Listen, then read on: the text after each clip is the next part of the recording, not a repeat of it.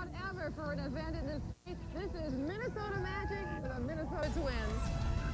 I'm Bill Ranby. I'll tell you what kind of sunshine we'll get this afternoon, temperatures, and what kinds of wind chills to expect when you go outside. Coming up next. We're live for 3 continuous hours of Minnesota Twins World Championship Day, beginning next on Eyewitness News. On the next Good Company, Gary joins us this midday for our pre-parade coverage of the Twins' victory celebration. Quite a day for Minnesotans. Well, as you can see from that shot, it's going to be an amazing day, like we've never seen before here in the state. Today's victory parade begins in Minneapolis and ends with a huge rally at the state capitol. And it's at the state capitol that we now join Ruth Spencer and Stan Turner for a preview of today's big celebration. Good morning. Good morning, Bob and Wendy. Hi, everybody. Well, here we are, huh? We don't care. The sun's gone bye-bye, and there's Do I detect some rain? A little few raindrops? It's just confetti, Ruth. Oh, Must okay. be. Must be, right. Well, we have one of the most exciting days this state will ever see, believe me. Yeah, Right you here. know what? Get this. They are expecting that between 250,000 and 1 million people are going to show up for today's big parade. Let's take a look right now at exactly where the parade is going to be going. It begins in just about 1/2 hour at 12th and Marquette in Minneapolis. Then the Twins motorcade will wind its way through the city to 6th Street, where the first leg of the parade ends. Then at about 12:45, it moves on to St. Paul, and it begins at Kellogg and Wabasha. 45 minutes later, it's going to end in a huge rally right here at the state capitol, where the Twins players and the coaches are going to speak to everyone. That's right, and Twins fans all along the route, all along the way. Both Minneapolis and St. Paul will be able to be active participants in this big celebration today. And in large part, they'll be helped out by what appeared in your Minneapolis or St. Paul paper, whichever you got this morning. Ruth, if you can help me here, if we can find out the wind. Here's the deal. These are multicolored placards that appear on the backs of certain sections of the paper. They fold out all the way. I think we'll probably lose it if we try to do that. But you get the idea. There'll be waves of color blowing as the parade route goes along certain areas. Blue here, red there, yellow there. It's going to look great. You've seen that in football stadiums under more orderly conditions, but this will be great. Well, let's go on out now to Mark Sapalza, who's at the beginning. He's at 12th and Marquette. And Mark, does everybody have their placards out there? They have everything out here, Ruth. I'm literally standing in the middle of the street at about 11th and Marquette. There are so many people here. We're expecting about 250,000 along the line here, as you said. They have literally flooded to the middle of the street here. There's hardly any room for anything to come through. They started packing in about, I'd say about 9:30 or so, and they've been waiting ever since, filling up. Folks as far away as Sweden have come for this thing. We'll be talking to some of those folks as this parade becomes a reality. It isn't quite yet. We're waiting. We understand that they're at the parade stadium right down the street near Hennepin Avenue. 30 or so cars, all convertibles, carrying the Twins players with a bus of executives, Carl Pohlad, Jerry Bell, Andy McPhail, some of those folks in a bus behind them. As we mentioned now, the folks here will be throwing confetti that they brought or confetti that they can get from the streets, waving those placards, everything. As you can tell, it's going to be a good time here. Let's go to Kevin Berger about 5 or 6 blocks down the road to our second stop. Kevin? Hi, Mark. I'm at 5th and Marquette, and it's a thrill to be here. There are already confetti. It seems like there's a blizzard here. There's confetti pouring out of the buildings, fans cheering. I'm about ankle deep in it already. This is the biggest party I think that any of us have ever been to. People here as well started lining up early. They've been waiting a long time, and they're having a great time. Let me ask you, sir, why did you come down today? I came to watch the Twins and apply for a job. What does it mean to you to see this parade? It's a once-in-a-lifetime experience. My father-in-law told me they haven't had anything like this since Lindbergh came back to the cities. Actually, it was in 1948, the last ticker tape parade. Harry Truman came to town, but I think today the Twins may be more popular than Harry Truman was now. We're going to find out just what the excitement is like in the city of St. Paul. Angela Astor is there with some of the excitement in St. Paul. Angela. I am standing along Wabasha Street in downtown St. Paul. This is where the parade will pass for some 7 blocks before the Twins finally make their way to the state capitol. Street vendors have already staked out their positions along the route. And so have the fans. They arrived here very early so they could get unobstructed views of the world champion Minnesota Twins as they make their way through St. Paul. Now, some of the people who were the first to arrive, a couple of people here, Bob Hordorf and Joel Nickerson, they unfolded their blanket across the street. They have a spot right on the curb. And how did you get the day off today? We took a vacation day. You took a vacation day. Why is it so special to be here today? Well, you never know if you'll ever get to do this ever again. That's true. Twins are number one. Twins are number one. We know that. Okay. So all the fans are here ready and waiting for when the Twins will finally arrive. My colleague Dave Dahl is over at the state capitol where the rally will take place. Dave? Yeah, Angela, right now we're seeing a few snowflakes and a few raindrops falling around here, but those people don't care at all. It's wild, as you can see. It's really starting to heat up out here. I can't believe it. They're not caring what the weather is going to be like. Lots of folks have gotten out of school. It's unbelievable. I have a couple of my own kids here as well. But Mark, what do you think about this crowd? This is great. 2 days after the series, people are still out there having a great time. This is what it's all about. This is the enthusiasm that we're going to be seeing for the next 3 hours. Back to you, Wendy. Thanks, Dave. Thanks, Mark. We'll talk to you a little later on. We will go back to see more preparations for today's parade in just a few minutes. But first, here's a look at the local schools and how they're handling classes today for their students.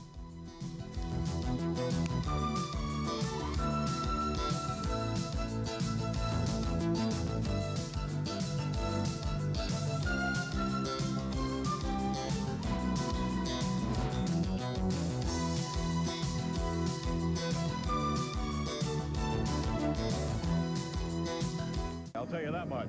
It's beautiful. The highways coming into the cities seem to be flowing quite well. Highway 12 was quite full earlier, but it seems to have loosened up now. Let's take you down, take a look at downtown Minneapolis. The streets, I have gone the entire route of the parade, Minneapolis and St. Paul. Looks like the good spots are taken, and people are still flooding in to take a look and get a spot to see their world champion Minnesota Twins. Mark Zapelsa is down there in the crowd. Let's go to him now. Mark? Pat, I'm at 12th and Marquette, actually about 11th and Marquette. The start of this parade, we actually had our first entrant in this parade zip by. A band of clowns just went past. Everybody laughed, but then they started yelling, "We want the Twins, we want the Twins." How long has it been since we've had a ticker tape parade? 1948 was the last time when Harry Truman, president, came through the Twin Cities, made it north here. Tell you how far back that was. Stanley Hubbard Sr. started KSTP at that time, the same year. So the television station began our first ticker tape parade. This is our second one. We're long overdue here, and we need one. Actually, I should give you a little history on this ticker tape. They don't use ticker tape anymore. It's like computer confetti. And I've got a young lady right here with me who had, yeah, you see a whole bag of it here. Jane, you brought your batch with you. You didn't even bother to let them give it to you. Why'd you do that? Well, because I wanted to make sure I had it. You said you have how many strategically located around here? We have about 4 or 5 bags strategically located. And who are you aiming for? Anybody. Including newscasters, huh? Well, thank you very much. They are all set, ready for the Twins. We're about 10 minutes away. I just ate some confetti. I'll see you in a little bit. We'll be right back.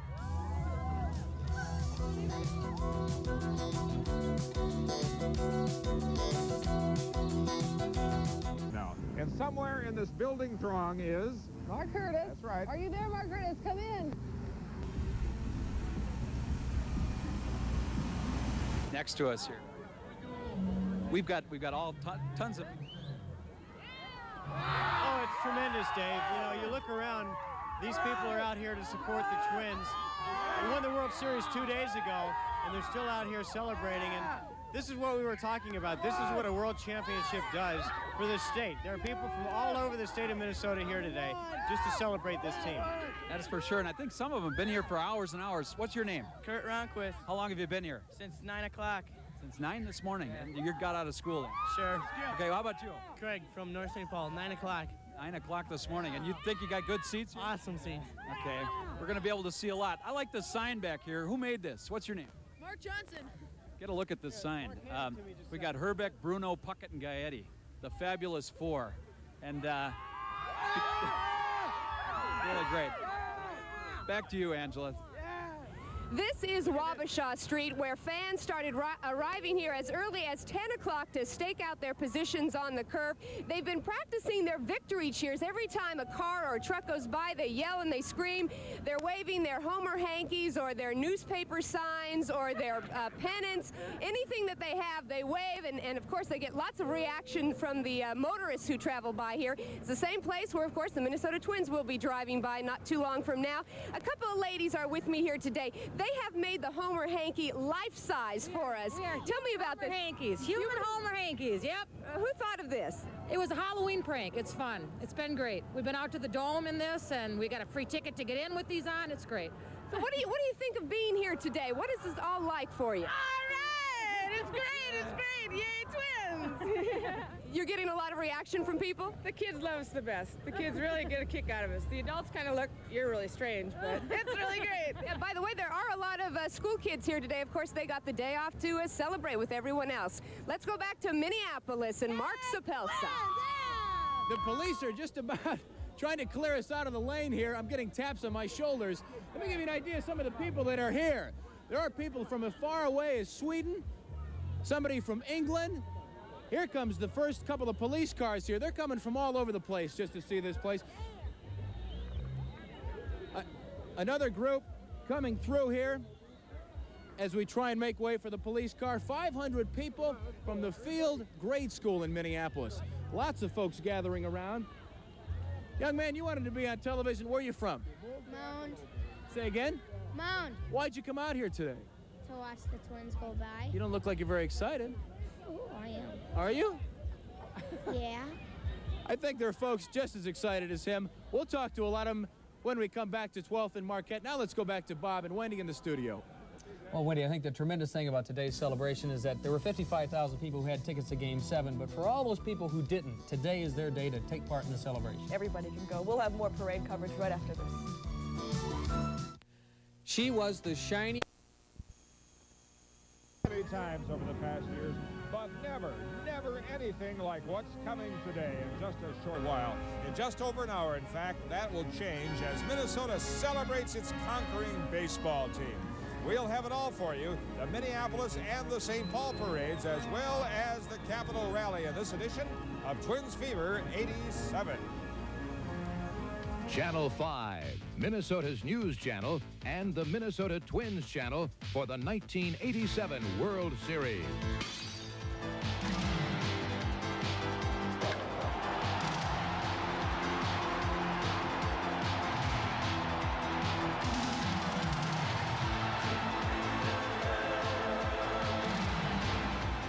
Sunday night, the Minnesota Twins marched in their first parade as world champs, saluting the fans, still cheering in the Metrodome a half hour after winning the decisive 7th game of the World Series. And in a few moments, the Twins will be on parade once again, this time for an even wider audience. And that, I think, is an understatement. Right. And hello again, everybody. Live from the state capitol, Stan Turner along with Ruth Spencer as we celebrate Minnesota Twins World Championship Day as declared by Governor Burbidge. We are going to bring you the big parade scheduled to begin in downtown Minneapolis in just a few moments, as well as a parade in St. Paul. And then afterward, that culminating in a big rally here at the state capitol. All right, let us go over to Mark Sapelsa, shall we now, in Minneapolis. Mark? Stan, I'm at about 11th and Marquette, the beginning of this parade. The parade of the century as far as Minnesota is concerned. We're waiting. We don't see anything down the road right now, but we're waiting for the first couple of cars holding the Twins. There'll be about 33 in all, convertibles, so they can reach out, touch the fans. We are blocking off one lane here along the Marquette route. The other lane will be used for the players. They're hanging from the rafters. Denny, can you get a shot up there of some of the folks hanging from the parking ramp? They are all over the place. As you say, about 250,000 people will be lined up in Minneapolis and St. Paul. Governor Burbidge has kind of declared this a half holiday for workers. There are about 35,000 state workers within the state, and about, I'd say 95% of those people have the half day off to come out here and see this. Also, St. Paul school kids will be out here. Minneapolis kids with notes will be out here as well. A whole group of folks. Behind us, you might be able to hear the Richfield Marching Band. They'll be playing all throughout. And of course, the people. This kind of reminds me of Wall Street in a way, kind of a family-oriented Wall Street. along New York City. The folks have been lined up with their confetti, the confetti coming from the Federal Reserve in Minneapolis. A lot of folks, as we talked to before, brought their own too. The closest thing I can think of that comes to this would be in 1982 in Milwaukee. I was there when the Brewers won the pennant, but their parade was a, how should I say it, a consolation parade because they lost the World Series. This is the real thing, and believe me, they're ready to go. Randy Bush, one of the Twins, has said, I don't want a parade if it's a consolation parade, but this is a winter parade, and he's going to get one. Let's go to Kevin Berger now, down about 5 or 6 blocks. Good afternoon, Mark. Today the streets belong to the Twins and the street belongs to Twins fans. Confetti is in the air. It's so exciting. The streets are packed, as you can see, full of people. I'm here with Bill from Brooklyn Park, right? How did you get the day off? I own the company. I'm non-essential. You're non-essential. Tell me about your poster that you made here. We made that a couple weeks ago after the playoffs. We decided to change it today and bring it down. You've got a thing that said ride the wave to the top. Now it says you rode the wave to the top. Right. What's it mean to you to be here today? It's exciting. It's just, we were down here Monday night. We were down here when they came home. We were unable to go to the games. We couldn't get tickets. It's a thrill of lifetime. I think a lot of people who did want to attend some Twins functions and were not able to, somehow this begins to make up for what they missed inside the dome. And believe me, it's as loud, as thrilling, and as exciting here as it ever was in the Metrodome. I think we're going to St. Paul now. Woo! Snowing in Minneapolis. This is Pat Milan in the Skycam helicopter over downtown Minneapolis. It looks like everyone here is in place.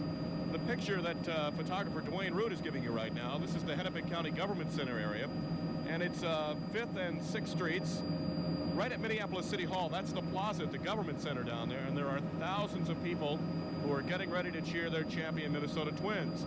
I'll tell you, the confetti is already flying, and the streamers are in the air. And there is so much in the air over downtown Minneapolis, we have literally backed off because we don't want the streamers to get into our tail rotor here, because we just soon not find out how that works. It looks so exciting from up here. We can tell you that people are still streaming into downtown, coming in on 35W. We can see folks coming in on both ends of 94, and traffic is backed up out on Highway 12. A hint for you, if you're planning to come to the Minneapolis end of the parade and you're not already here, I would not attempt it now. Although it looks like the roads to St. Paul are quite clear at this point, and that might be a good way to go since the parade there does start in about 45 minutes. You might have a little better chance, simply because time is on your side.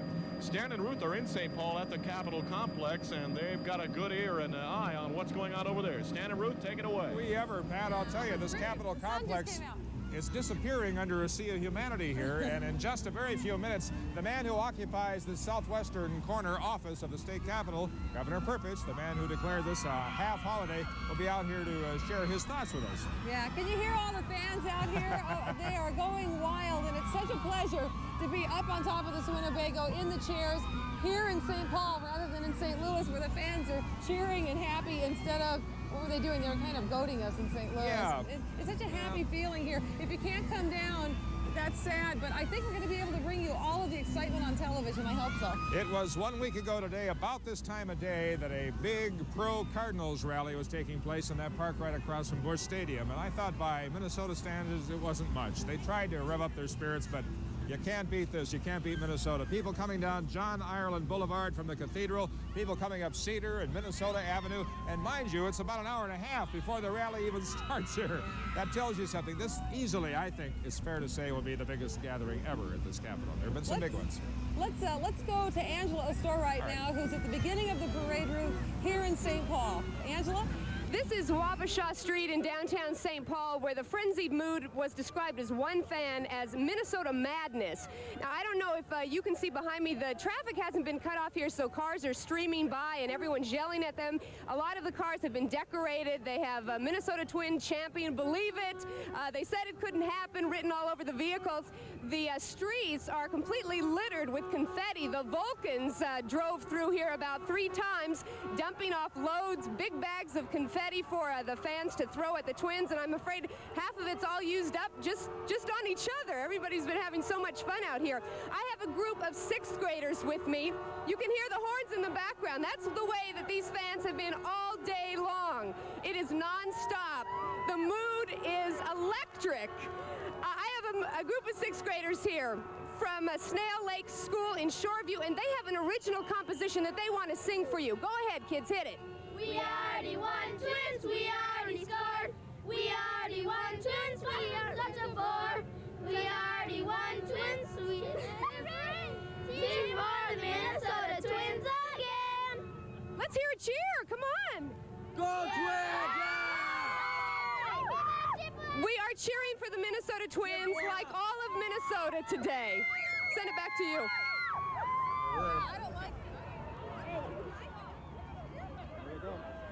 Okay, we're at the start here at about 11th and Marquette. Officer, how far away are we? About a block away. You can see them down here? They're coming right around the corner. They seem to be screaming and yelling. Are you having difficulty controlling the crowds today? Not really. They're all good fans.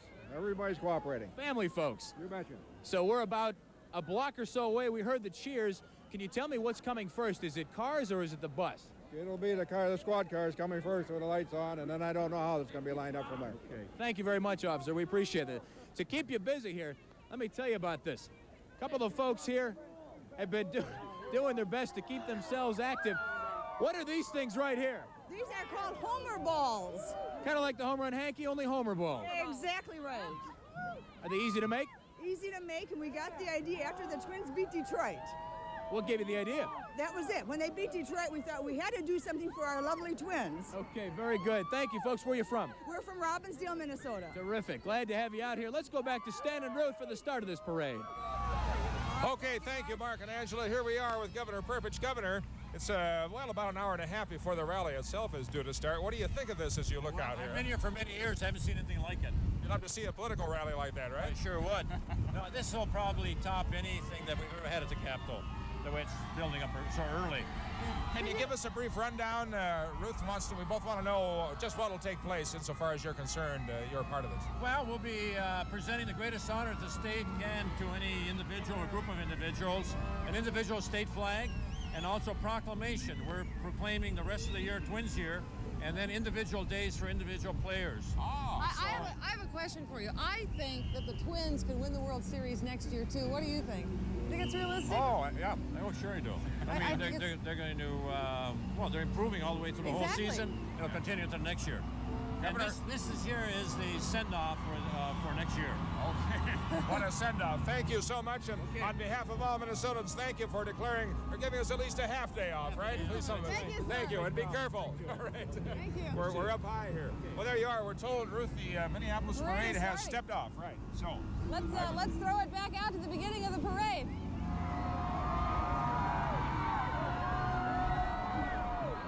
Okay, the parade is coming. You can hear them. Herb Carneal, John Rooney, John Gordon, the voice of the Minnesota Twins, emceeing this parade. As it comes down, to watch it, girls. Don't get your feet stepped on. Here they come. Carl Pohlad leading the group with his wife Eloise in the front Corvette. They're going bananas. And here comes rookie manager Tom Kelly. Keith Atherton and his wife.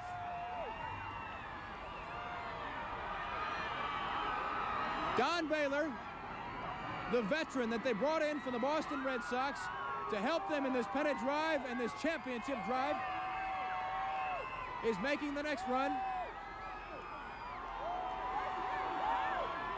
Juan Berenguer follows Don Baylor. Senor Smoke. Bert Blyleven and his wife. Mrs. Blyleven with her famous whistle. Tom Bernansky following. Mr. Bernansky looking up to the parking lots up above.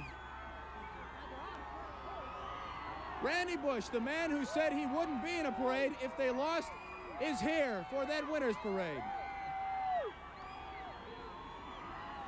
The catcher, Sal Butera, his wife and daughter.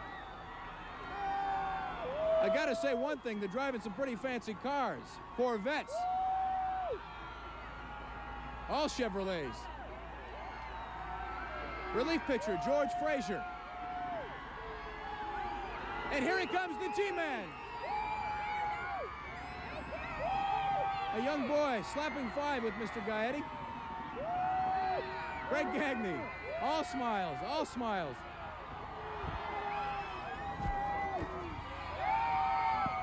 Let me get out to Ken Herbeck here. Ken Herbeck goes by. Tim Laudner. Can you believe this? Unbelievable! Unbelievable!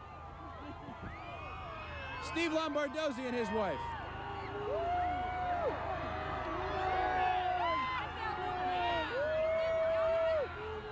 Al, how do you feeling?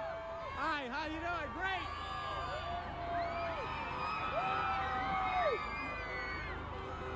Joe Niekro passing by, along with Tom Nieto. The placards are up, saying Twins are #1. The confetti coming down. Tony Oliva. Pandemonium. Kirby Puckett. Obviously one of the most popular Twins. And the stopper, the Terminator, Jeff Reardon. Dan Schatzeder.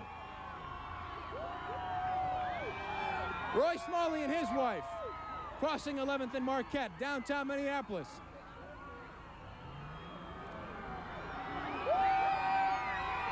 Les Stryker, who had a fine World Series. Upstaging the critics, and the MVP, Frank Viola.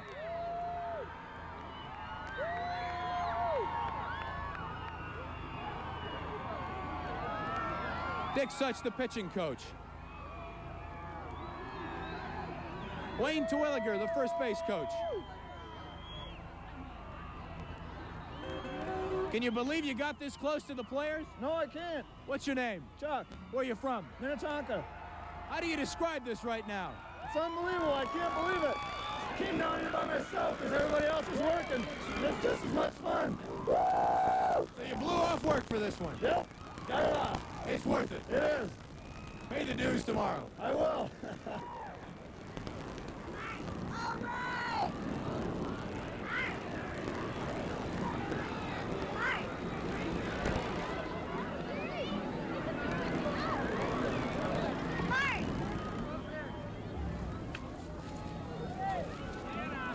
Who's on? Let me get together with this group over here, Denny Bear, if you can. As this parade passes and heads down towards the lower end of 6th Street to Marquette. Folks, you guys made it here. Tell me the reason why you're here. It's the anniversary, and we love the Twins. Your anniversary? Yeah. Aren't you supposed to be in school today? Yeah! No way, man! That's so important. What's your name, folks? Brandon J. Rosberg. And where you from? Texas. We're at Eden Prairie. Is this worth it? Watch out behind you. Watch out behind you. Can I say something to my instructor? Can we say something? Let's go back upstairs to Pat Milan, who's in the helicopter. It is one of the most incredible sights I have ever seen. If you have children at home, I'm sure that you want to pick them up, grab them, and come down here and join this. Squad cars are trying to separate the incredible crowd in the streets of Minneapolis. The Twins parade, the championship parade, is moving ever so slowly through downtown. We were counting a few moments ago, and anywhere you look along the parade route, people are at least, and I mean at least, 50 deep, waiting for a glimpse at the World Championship baseball team that calls Minnesota home. The Minnesota Twins have begun the parade, as you've well heard, but it looks like it's going to be a slow one. They are still coming down Marquette Avenue, and they are moving so slowly, they are taking these police cars and trying to move people off of the street, push them back, so that the motorcade can at least proceed. It is one of the most incredible sights I have ever seen. From up here, we can see the people who are standing on top of the buildings, the ones that are already there and the ones being constructed. They're dropping confetti from the tops, and then you can see them. They run for the doors and head down to join the crowd. It is just an incredible sight, an incredible feeling, and people are still spilling into downtown to get a piece of it, to see it, to experience it. You can hear the crowd here up in the helicopter. That is I've never heard anything like that before in my life. You can hear the noise coming up from downtown, and I can tell you it's very loud in the helicopter, and I've never, ever heard a noise from outside it until today. Kevin Berger, I hope you are still down there somewhere, and I hope you can hear me, because it's your turn. Take it away. Yes, I can, Pat. I'm at the corner of 5th and Marquette in downtown Minneapolis, where we are anxiously awaiting the arrival of the Twins.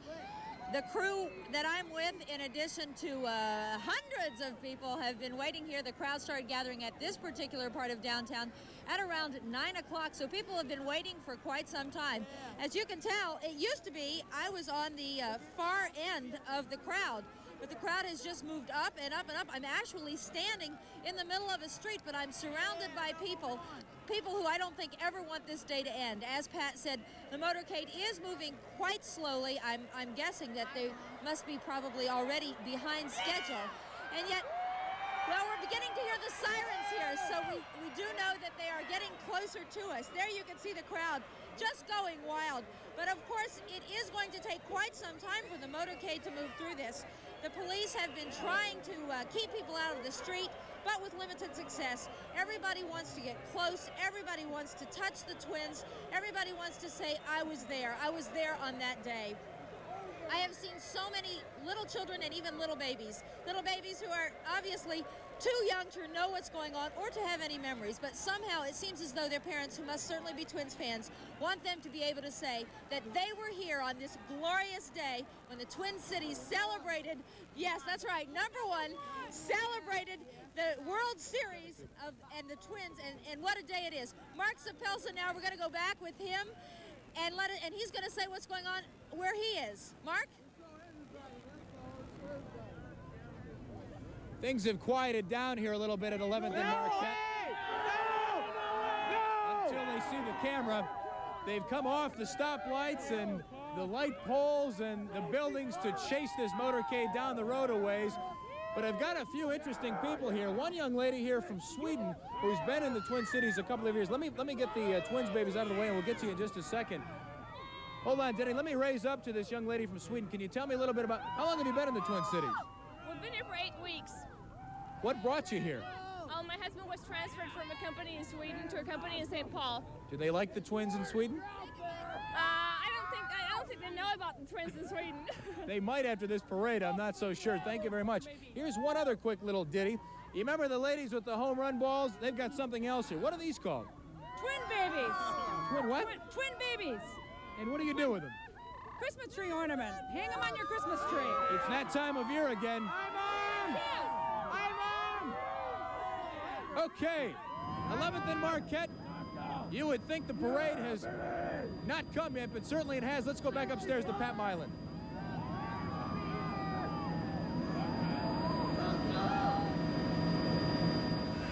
Well, here we are again at the state capitol, and I'm not at all surprised. I know you're not, Ruth, that the parade is moving a little slower than anybody anticipated. Of course it would. A huge turnout, as it is in Minneapolis. A confetti traffic jam. Yeah, and in just a short while, that parade will be coming up Wabash Avenue, and the folks can throw confetti on Gaieti and all the other guys there, right? Confetti at Gaieti, It's yeah. coming up soon. I like that. We will continue our coverage here of this glorious grand day for all of Minnesota right after this. Stay tuned.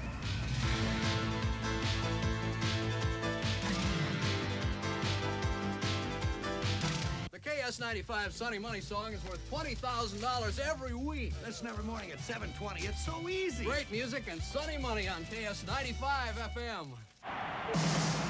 The Minnesota Twins have shown the world they are #1 by scoring 38 runs. All those scoring runs count for even more than a World Series victory. They count for money donated to Minnesota charities. Minnesota Twins fans, join Channel 5, KS95, and AM 1500 to donate over $179,000 to benefit charity. We are proud to have the 1987 World Series title in Minnesota, and prouder yet of the greatest fans ever, you. On the next Good Company, Gary takes us to the Victory Parade in the Twin Cities to celebrate our Minnesota Twins, the best in the world. Also, education expert Dr. Jane Bluestein has some advice on how to deal with children who have discipline problems in school. And a restaurant review of a new restaurant in Butler Square that specializes in spicy Cajun and Southwestern food. Join us. Here we are live once again at the Minnesota Capitol approach area where all is in readiness. The crowd building, Ruth, for the big Twins rally on or about 1:30 this afternoon.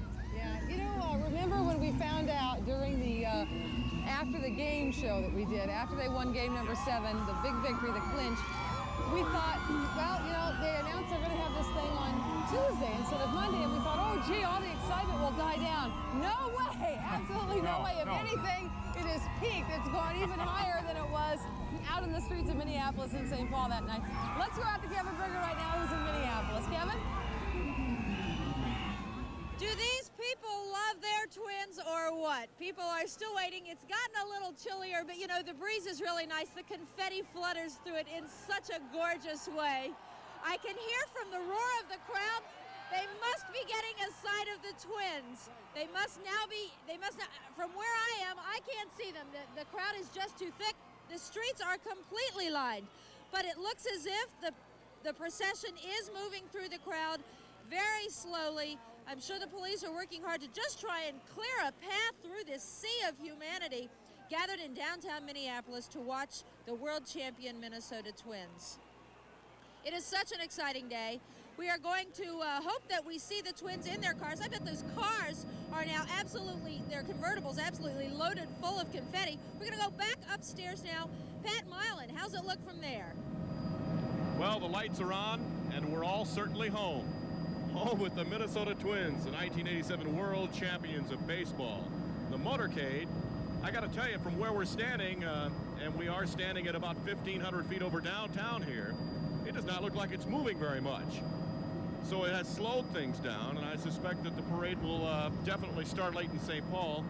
And of course that means the crowd will only get bigger as they wait there in St. Paul for this to get going. We're going to keep an eye on it here, and we'll let you know what's going on. The streamers are flying, the confetti is falling in downtown Minneapolis. You know, in addition to the confetti, a lot of people have brought other things. They've made their own confetti. Of course, 17,000 pounds of confetti has been distributed in downtown Minneapolis and downtown St. Paul. You can see there are confetti fights going on. People are throwing, looks like toilet paper to me. Things are falling out of buildings. There are a lot of windows downtown that probably don't usually open, but any window that does open, as you can see, the buildings are lined with people. People are buying newspapers and shredding them, I think. It seems as though not a lot of people have saved their confetti for the Twins, but I'm sure that, you know, people are picking it up off the street and they'll be tossing it in the Twins' faces as they come. I am at 5th and Marquette. We are still waiting on the Twins. I've got some fans here with me. Why did you come down today? And where are you from? From Plymouth, Minnesota. Did you take the day off? Yeah, sort of. How about your daughter here? Is she playing hooky? You bet she is. Why do you not care if she's in school today? Oh, such a wonderful day to celebrate. We have to celebrate the Twins win. So you think she's maybe learning more here? You bet. How about it? What's it feel like to be here? Good. Good? She says good. Let's talk with some other people about how it feels. We're going to talk.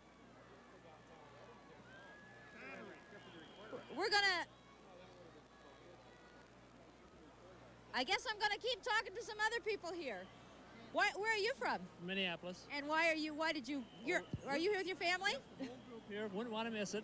Once in a lifetime. Did you see any of the games in the Dome? No, unfortunately. Would like to have, but... Does this make it up to you at all? Oh, it's part of it. I think I wouldn't have missed this because it's sort of the finishing touch of a great season. It is a wonderful season. We're going to go back to St. Paul now to see how things are going with Stan and Ruth. Go ahead, Stan and Ruth. Thank you, Kevin. All right, those pictures of that confetti, that blizzard of confetti in downtown Minneapolis, I'm sure we'll have the same thing in St. Paul here shortly, is remindful of those old black and white movies of Lindbergh coming back to New York after his triumphant flight over the Atlantic Ocean in 1927.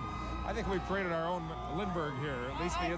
Yeah, I think we're doing even one better. You know, my very favorite movie is The Wizard of Oz. In fact, it's such a favorite, I got a videotape of it as a Christmas present this year. I think I have the whole script memorized. The part that always chokes me up is when she says, you know, there's no place like home. And one of the things that the Twins proved time and time again this season was that there is really no place like home. Let's take a look at this video.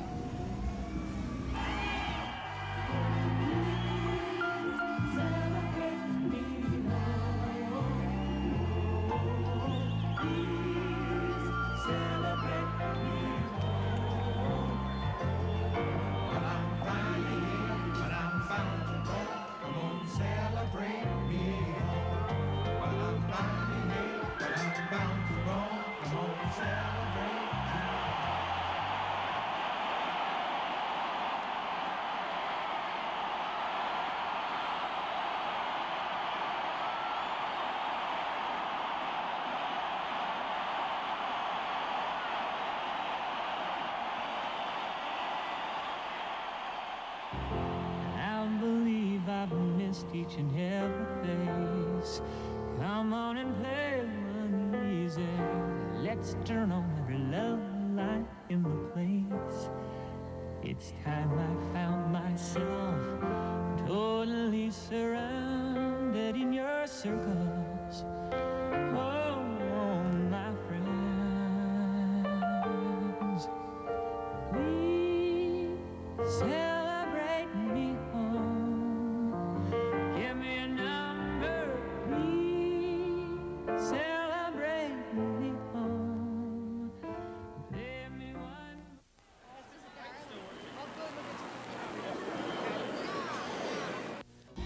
Hello again, live from the rallying point for the great big Minnesota Twins World Championship rally. The big party. The big party. It hasn't even started yet, but it has started, right? No, especially on the freeways, one in particular, Ruth. Yes, 35E, we understand, is bumper to bumper right now for 7 miles. 7 miles. So, of course, please use alternate routes. Don't get onto 35E. Yeah, that, of course, the main artery feeding into St. Paul from the north and the east. I can tell you here in the Capitol Approach area, forget it. In the first place, all the parking meters have been hooded. You can't park here, but even if you could, there wouldn't be any spots here now. Mayor Latimer has declared that all parking meters in downtown St. Paul are free today. Good luck if you can get one of those, but I see people apparently parking way up on Summit Avenue here, a good 3/4 of a mile away, so get your legs ready to go, right? Speaking of leg work, our buddy Mark Curtis is doing a bit of that down below, isn't he? Mark, are you running? Are you walking? Are you standing still? Yeah, no, we're down here. We're in a sea of humanity. Everybody cheering for the Twins. What's your name? Bill Butler from Brooklyn Center. Now, if you can't get a shot at Bill's buttons here, Bill, you made these buttons up. What do they say? One says, well, I'll be domed. We had a nice big poster of that after Game 6. It's just a thrill to be out here on a great day for Minnesota. And the other one says violated. Viola, violated. And it's got the date of our World Series championship. And what do you say about all this, sweetie? There you go, all the Twins fans. Let's turn it over to Dave Dahl. This is just unbelievable. Where are you from? Blaine. How about you? Blaine. What's your name? Sarah. How long have you been here? A long time. Okay, now how about you guys up here? Where are you from? Faribault. Faribault. And what aren't you from a college or something around the Twin Cities? What did you think about the last out? What was your feeling when they made the last out? This is unbelievable. You know, I grew up here in Minnesota. I cannot believe how many people are out here. Stan, have you ever seen anything like this? No way, David. Absolutely no way. And what astounds me is we're still many minutes. I know I've said this many times, but unless you're here and can see the whole thing in one sweep, the rally is still several minutes away. You know what? It's literally a sea of people out here. They are shoulder to shoulder to shoulder, a sea of color. The sun is coming down this beautiful fall day. This is one of the prettiest days. Let's take another bird's eye view of things right now. Pat Milan, up to you. Skycap. We're over downtown Minneapolis, and this is the shot of the city that is celebrating its championship Twins. Stand by, St. Paul. Your chance is coming here before too long. But it looks like it's going to be a little late in St. Paul because there are so many people standing in the streets. Our chopper pilot is Roger Greenan, who worked for many years in New York, had a helicopter service there. And he saw many a ticker tape parade, and he tells me he has never, ever seen anything like this anywhere in the world. Who would have thought last year? I know that when I was watching the New York Mets celebrate, I never thought that we would have the parade in 1987. Would have loved to have even dreamed it, but I didn't. And now here we are celebrating with our own Twins. People are standing 50 and 100 deep along the avenues in downtown Minneapolis to celebrate their Twins home. And Kevin Berger is down there in the crowd. Kevin, take it away. Pat, it is like a dream come true for all of us here. It's hard to believe that this is Minneapolis and that these are our Twins, but we'll be seeing them very soon. Once again, I'm at 5th and Marquette, still hoping to see the Twins any minute now. It's right around 12:30 right now. Originally, the parade was supposed to be through Minneapolis and on the highway on 94, headed for St. Paul at this time. Obviously, things are running a bit behind time, but this is no day for clocks, as I'm sure many employers would attest today. There are a lot of people who are playing hooky, but it's worth it. It is a wonderful experience to stand in the middle of this, watch the confetti come down. Here come the cars now. You can see them They're snaking down Marquette toward 5th. At 5th, they will turn and move through town and then jump on 94. So, as Pat said, stand by, St. Paul. They are coming your way. I think if it's time, if you need to call in and say you might be a little late, if you're waiting in St. Paul, this might be a good time to do it because things are going to be moving a little slower. People just can't get close enough, unfortunately, but buildings are lined. People are standing on top of buildings. The skyways all over downtown are lined. The air is full of confetti. It's a beautiful sight, something, as we've said repeatedly, the last time this happened was in 1948 when Harry Truman was in town. Of course, he said, the buck stops here. But today, the buck stops, in fact, right here. And the Twins are the ones that brought us that buck. I am hoping there are a lot of people that are sitting on people's shoulders today. I wish I could know how close they are. Someone's saying that they're a block away. There you can see a better shot of the cars as they move through. I remarked earlier that the convertibles must be loaded full of confetti themselves right now. Let's check with some people in the crowd and see how they are feeling. Hi. Hello. Where are you from? Minneapolis. Minneapolis. What? Do you think you're going to get a chance to see the Twins? Not really. Does that matter? No. It's just the occasion. It's the occasion. Yep. You think you'll remember this for a long time? Lifetime. A lifetime. It's a lifetime. It's right. It is a once-in-a-lifetime sort of experience. Which one of the Twins would you like most to see? I don't know. Bush or Bruno. Somebody that's unsung this year. Everybody's picked on them for a while, and now they came through quietly. And we'll never forget this, will we? And neither will they, I'm sure. I mean, it's a thrill to stand in the crowd and see this, but just imagine what it must be like to be one of the Twins players, to be one of their family members, to be sitting in a car driving through this. Imagine the joy they must be feeling because they know that all these people are here because they're proud of the Twins, they love the Twins. In a way, the Twins are sort of surrogates for all of us in a way. They are the Minnesota Twins, so they are sort of all of our stand-ins, at least on this day. And we're all sharing what it is that they must be feeling.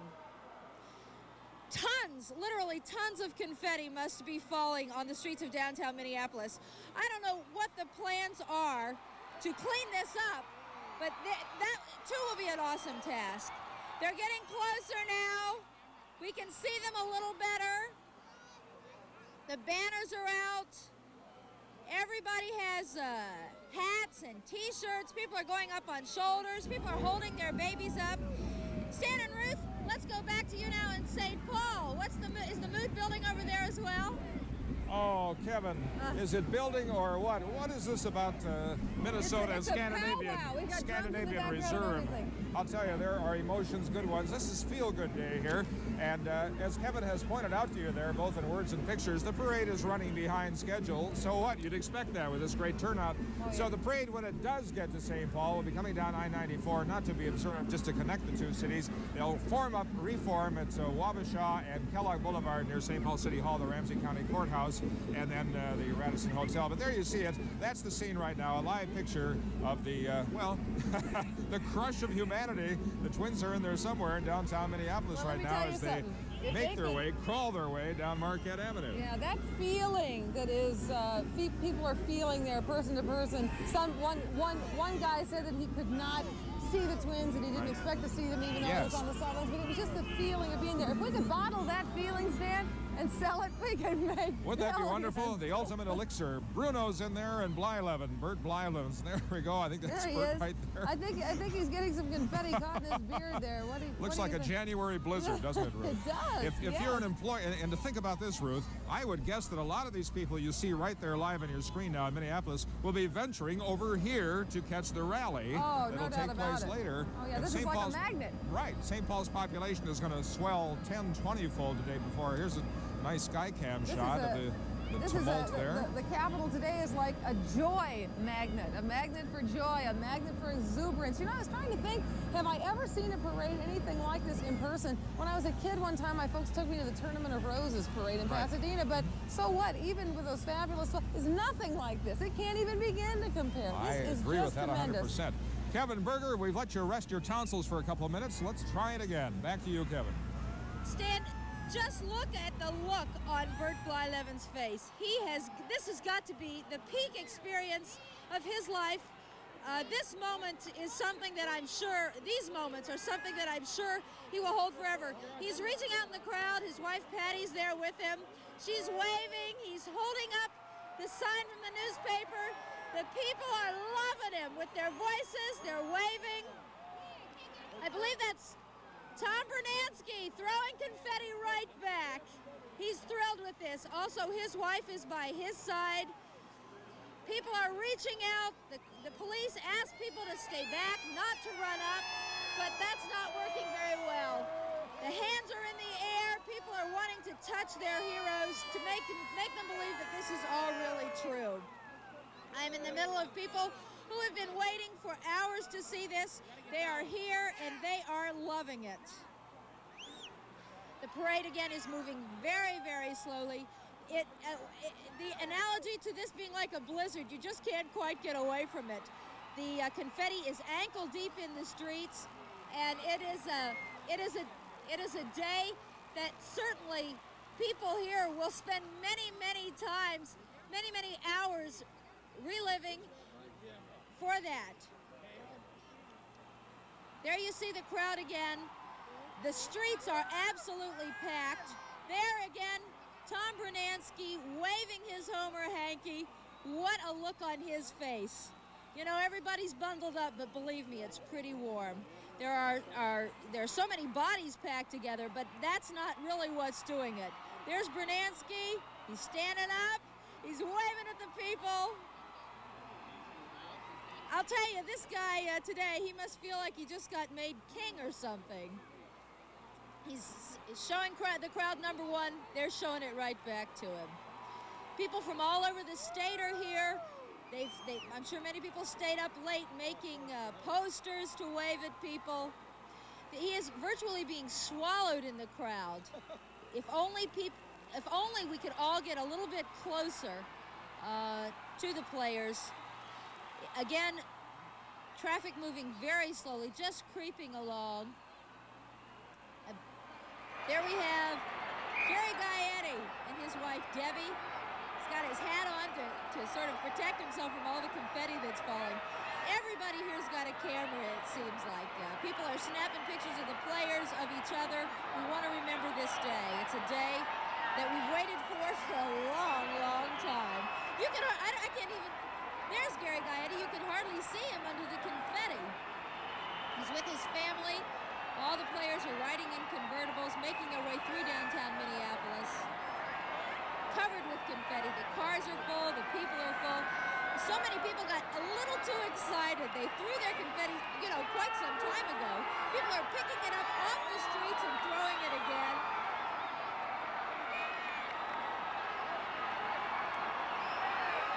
See people flashing their newspaper signs, that ever-present, ubiquitous Homer hanky being waved again today. A lot of the players have them and are waving them back.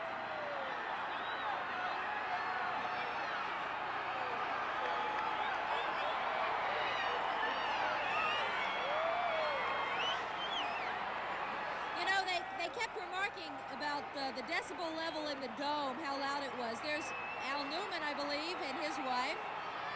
But, it's got to be as loud now as it is in the dome. There is just really a roar from people.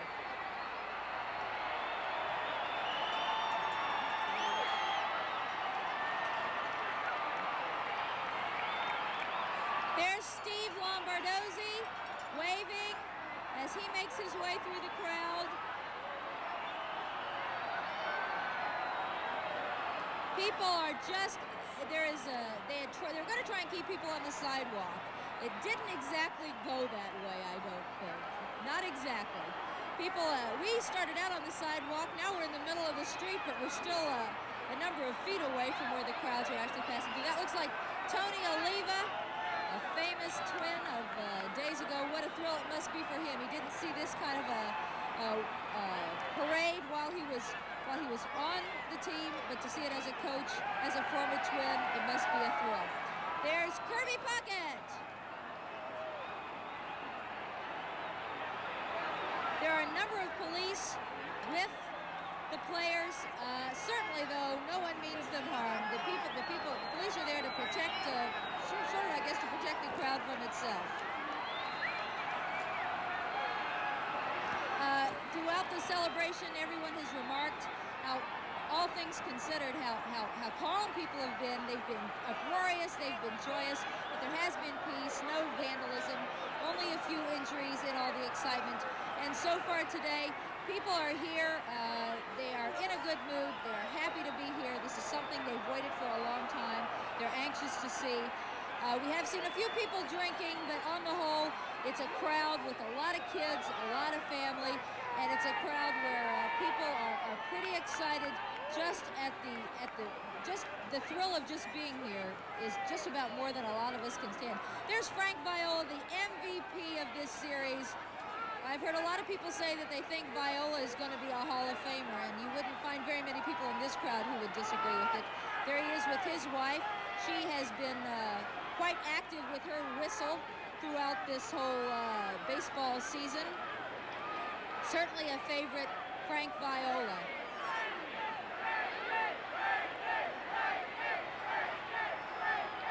People just can't get close enough. It's one of those things where people, for years later, you know, we're all going to be talking about this. Where were you? Who did you see? What are your remembrances? So everybody hold this moment, because many years from now, we'll sit around and we'll relive this day. It looks as though the parade has just about crawled to a halt. Still moving down Marquette at really just a snail's pace. I guess, though, really, we shouldn't be in too much of a hurry today. This is something to savor, and everybody wants to get... The streets are just packed. I don't know where all these people must be parking. Stan and Ruth, can you see this? Can you believe it? Well, Kevin, we look at it and still can't comprehend it. Kevin, what you have there, and what we have here, Ruth, is New Year's Eve, St. Patrick's Day, Christmas, Hanukkah, State Fair, Riverfest, the whole works rolled into one. I mean, the joy of the occasion is just absolutely unbelievable. I think we've got Frank Viola going by right now. You know what?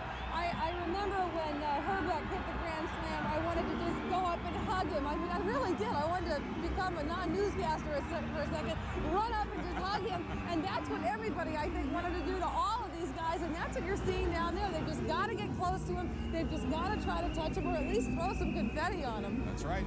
The Capitol approach area here at St. Paul in front of the Capitol is it's filled. You cannot see grass. Humanity from one end to the other. And we can see Wabasha from here, and the police red lights. It looks as though that street is entirely clogged. You have a look at St. Paul there on the left side of your screen. And, of course, as we said, the parade, when it gets here, it was supposed to be here according to the official schedule, which we can laughingly dismiss right now, was supposed to be stepping off about this time. But that's okay. This parade is going to speed through there. That's right. Well, I tell you, smothered with love. Is this it, Ruth, or what? Oh, yes, definitely so. And if you're an employer today, good luck. You have to wonder about the productivity today, because even those people who have to stay back in their offices, in their homes, in the school, thank you for watching. We're going to do our very best to give you the flavor and the color of this, and you're going to see a good close-up view of the whole works here today. So. Yeah, there, everyone's waving. You know what? I was wondering, I wonder how many VCRs are going right about now. Everyone in captivity, Ruth, I would guess. And then I was thinking, I wonder how many people, when they set their clocks back, remember to set their clock back on their VCR. And if so, great. But if not, they're going to miss the whole first hour of the parade, I think. This may set worker productivity back a few years, but nobody cares, because this is a day for celebration. Yeah, can you imagine going to school today, if you're a little kid, going to school and knowing that you're not going to be able to get out of school for this? I mean, because of course some of the schools were not letting kids out, or they had certain stipulations on it.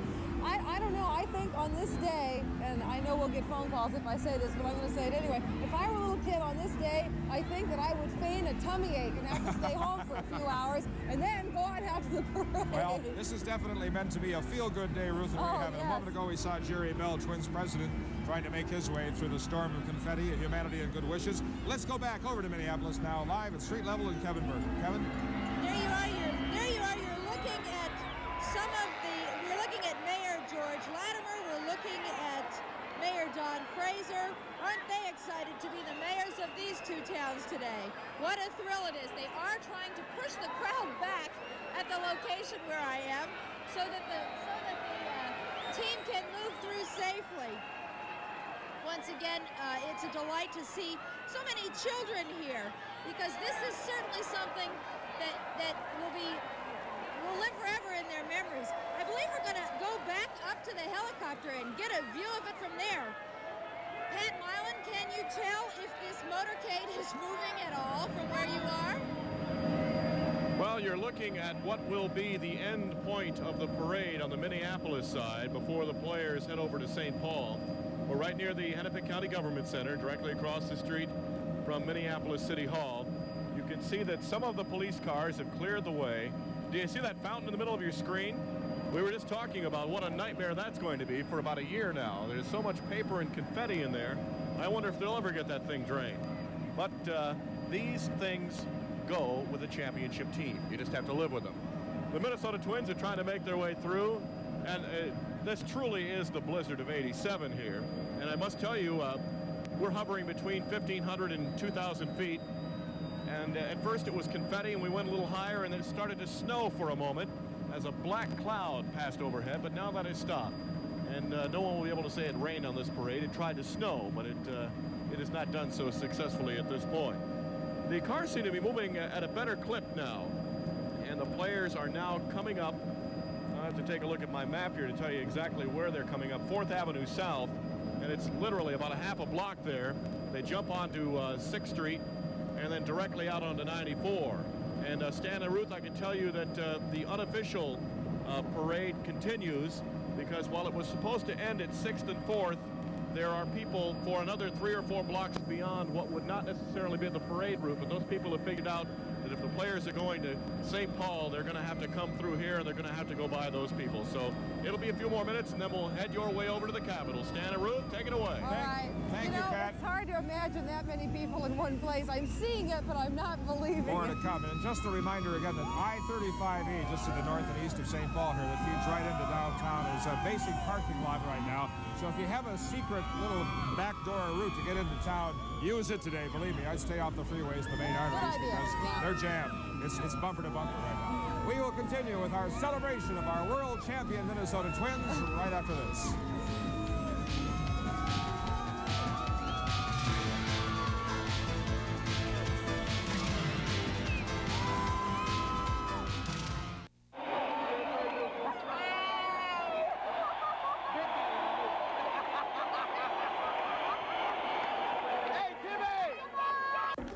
On the next Good Company, Gary takes us to the Victory Parade in the Twin Cities to celebrate our Minnesota Twins, the best in the world. And how to deal with children who have discipline problems in school. Oh, my goodness, we're back again, and you know what? There are even more people here than there were when we went to the commercial. I don't believe it. Where are these people coming from? You know, sometimes people say to me, Ruth, are you ever nervous before you go on TV? Don't you know there are thousands of people watching? No, you can't imagine it. You're just looking into a machine, a camera, and you're just talking to everyone. Now we see all these people. I wonder if this is how many people are watching every night. Now I'm going to be scared when I go on the news tonight. I've never been able to imagine this many people. This is the largest live audience we'll ever work in front of. I'll tell you, it's amazing. Well, what was it? It was everything. It was pitching, it was hitting, even footwork. That's right. It helped the Twins win this world championship, the very reason we're all here celebrating today. Here is another musical tribute to you from the soundtrack Footloose, Holding Out for a Hero.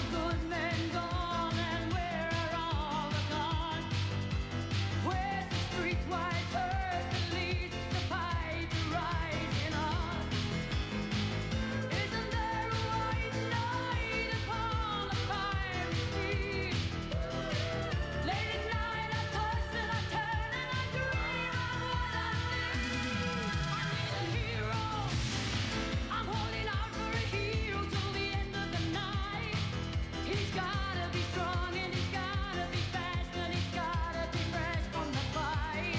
I need a hero. I'm holding on for a hero till the morning light. He's gotta be sure and he's gotta be soon and he's gotta be larger than life. Larger than life.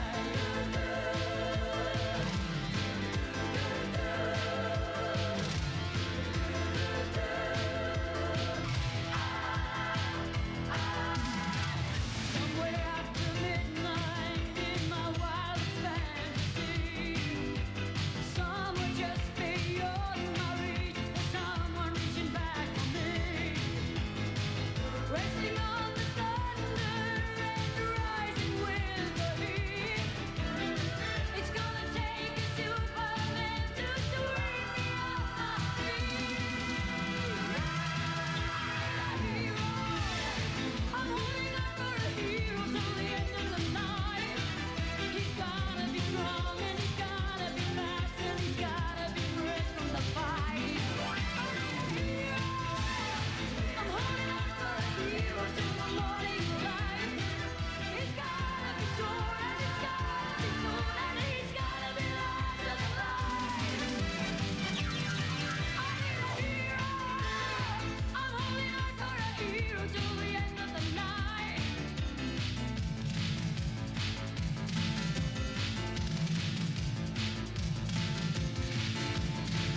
Minnesota's news channel would like to say thank you. Thank you, Minnesota. Your unbelievable response to our Twins coverage has been very rewarding. It's been a privilege for the Channel 5 news and sports teams to be a part of the World Series. Congratulations to the world's best team and the world's best fans, and a heartfelt thank you to everyone who made this victory a celebration of Minnesota, of the Twins, and Minnesota's news channel. The tradition of leadership that has always been a part of the KSTP heritage continues. You are looking live at downtown Minneapolis, where, after what seems a very long time, the Celebrate Twins parade has finally begun to disperse.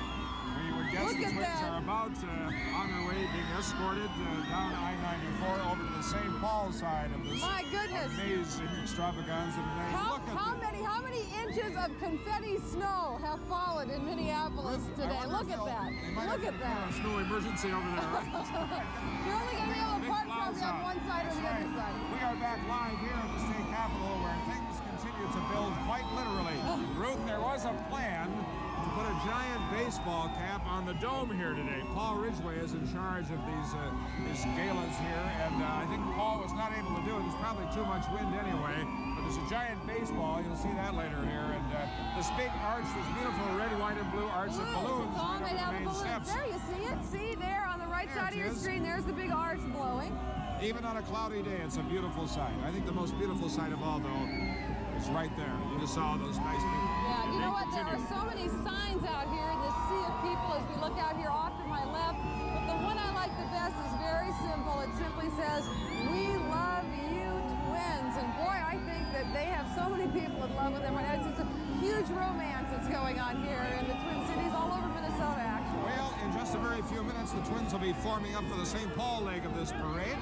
And standing by down there on Wabasha Street right now, Angela Ostor. Angela?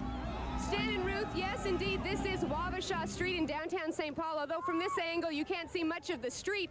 Some of the fans have been waiting here for about 3 hours now, just waiting to get a glimpse of their world champion Minnesota Twins. Now, we're going to try to get an overhead shot for you. We want you to get a look at all the people that came a little too late to find a great curbside seat, because it was a real test of your creativity and resources to find a great place to sit. If you'll notice, in the skywalks, people have crammed into the skywalks there to get a glimpse of the Twins as they drive by.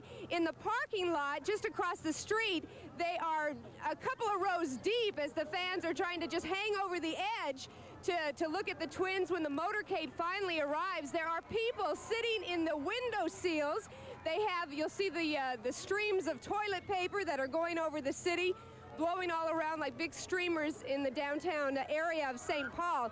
These people are waiting. As we said, they've been waiting a long time, but everyone is very, very patient, it seems. I have a couple of fans with me right now. Now, I notice you have a book there. I don't think you're going to get much of your law studying done today. Well, we're here representing our colleagues from William Mitchell. In the words of our professor, Jack Davies, the world is run by those who show up. So it's okay for you to be here today? Well, we don't know about that, but we're here anyway. They haven't killed our spirit yet.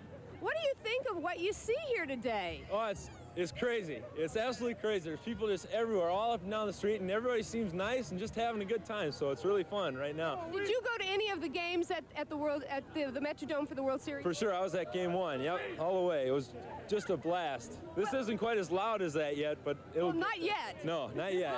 What is your most memorable memory of this whole World Series? Easy. Greg Gagney's game-winning hit in Game 7. He's my favorite player, shortstop. He's the #1. So when he got the game winner and then hustled down the first baseline, beat out the throw, that's it, by far. Now, how are you going to remember all of this? All of this? I have no idea. Yeah, it'll come easy, I think, though. It really is something to see. I know that you've showed tons of pictures of Minneapolis, but wait till the Twins get here in downtown St. Paul. Stan and Ruth? Thank you. You know, a funny sight, and it kind of reminds me of when I was a kid, a Girl Scout, and we toilet paper people's homes. There is a tree here on the state capitol grounds that has lost all of its leaves by now, absolutely barren. A big white tree. There is so much toilet paper hanging off that tree. It's really a funny sight. It's really funny. Cheering, cheerleaders, you name it. St. Paul is known for its rather exciting and rowdy St. Paddy's Day. I'll tell you, by comparison, St. Paddy's Day in St. Paul is an afternoon tea, I'll tell you, believe me. So soon the air of St. Paul, especially over Wabasha Street, will be filled with confetti. And right now I'm wondering if something else might not be falling. Dave Dahl is down at street level. Dave, how you doing, pal? It is just fantastic, Stan. We worked our way, Mark Curtis and I worked our way out of the crowd, and now we're on the edge of here up in the Capitol grounds. And what's your name? My name is Marcia Kavitan, and I'm from Woodbury. From Woodbury. How long have you been a Twins fan? Oh. Forever, right? Right. How about you? I'm Norma Schlotman, Marcia's sister, and I'm from Burnsville, Minnesota, and it's been forever. I said this spring they were going to the top. And they did it. They did. Good predictor. How long have you been here today now? An hour and a half. An hour and a half. Okay, these are the guys from Stillwater back here. How good is the Stillwater baseball team?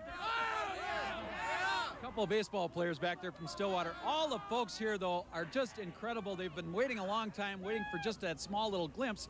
Most of the people, the grounds are so covered here, most of the people probably won't even get a look at them until they get up to the podium right on the steps of the State Capitol building. But really an exciting day and lots of excited fans out here. Just unbelievable. Stan, Ruth?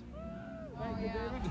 Any snow flurries yet, Ruth? No, well, I don't know. I felt something coming down. For a second, I thought it was hail. But I thought, it couldn't be hail. Surely it wouldn't hail on us. No. You know, one of the guys, of course, who put together the Minnesota Twins magic was good old Jeff Reardon. Love Jeff Reardon. And we're going to take a look right now at a video with some music to it that I think fits this marvelous player.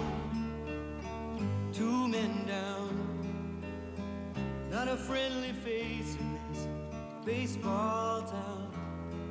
I gotta make this fool swing, gotta cut him down, or it's back to the farm.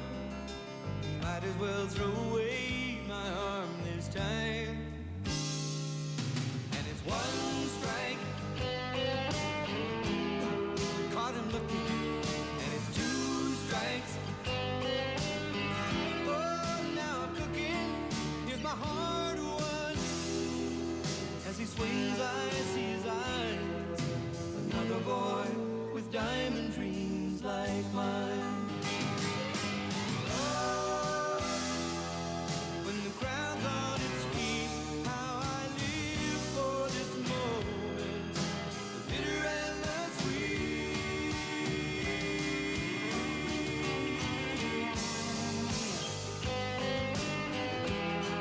Caught him looking. Oh, now I'm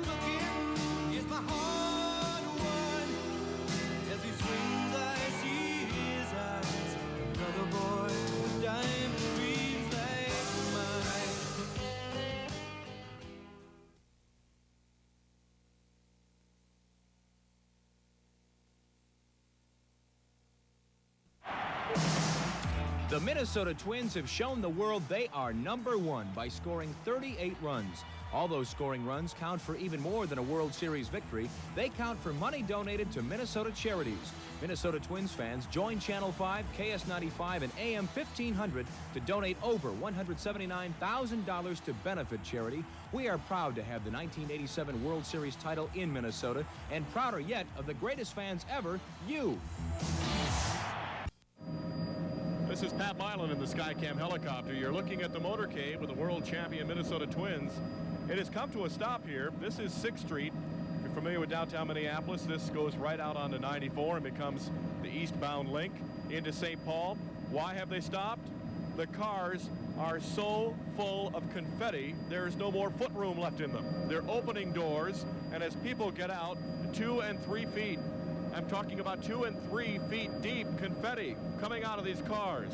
So they're sweeping them clean before they head out onto the interstate and take off again. The players, and I believe I see the wives down there because I don't have much of a vantage point when we're so high up, but it looks like they're getting out, stretching their legs, and now they're getting ready to come over and to celebrate with you, St. Paul. So we're getting the cars cleaned off, getting things set, and the parade will continue into St. Paul. Stan and Ruth, it looks like they'll have clean cars when they get over to your end. Thank you, Pat. Don't count it for more than a second, though. Deconfetti-ize those cars right now. As they do, there are the cheerleaders in their summertime garb as they're kicking high up there on the steps in anticipation of the arrival of the Twins as soon as they shovel out their cars. You think they're cold? I don't think so. I think most people here are just basically oblivious. We don't care. Let it be cold. The adrenaline is heating us. It's a day to have fun. Look at that. And the Homer Hankies are out here in force now. They've appeared. We have a sea of white on top of the sea of humanity. And as Ruth, you just had all kinds of signs cheering on the boys. You know what? There was another sign that I saw that I just love too. It said, "Twins, when you touched them all, you touched us all." Boy, a truer sign was never made.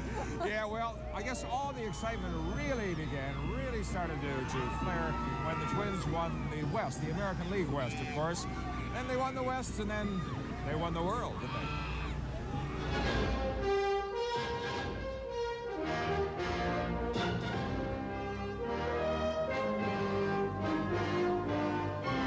I believe with the acquisition of Jeff Reardon, we've just put ourselves in the heap as a bona fide contender for the American League West.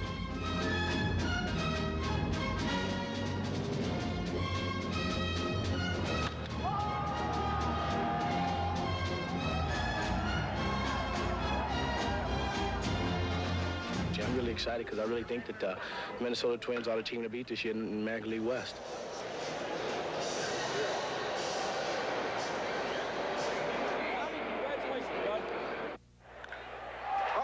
Puckett sends it deep. Way back. Goodbye. Way back. Puckett at the wall. Leaps. He made the catch. Whether it's here or on the road, we just have to still win. That's the name of the game, is win, and I think we're going to do a good job on the road.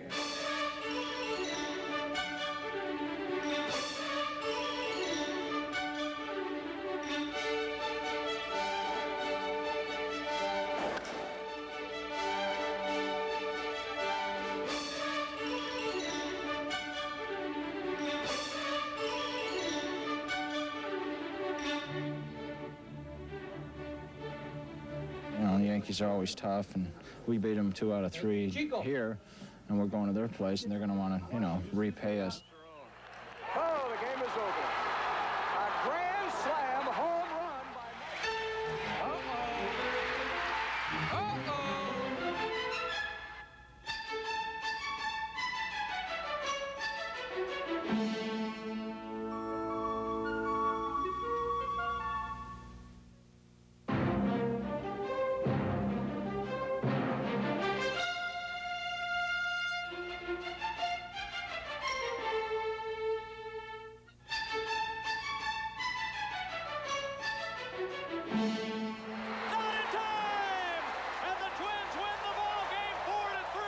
I know it's a long season, and there's no reason to get excited yet. We get excited in September, though. Hey, you knew it was going to happen. And it breaks out into They're all over the field now.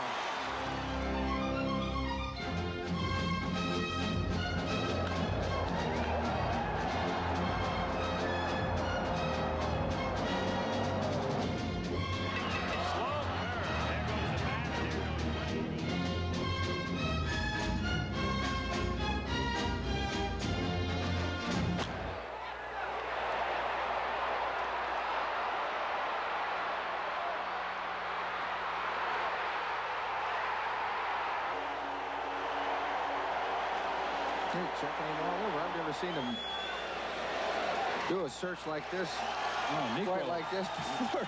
And he's out of there. He's been kicked out of the game. And when I got thrown out is when the underboard came on my back pocket. Right. That's when I got thrown out. Yeah.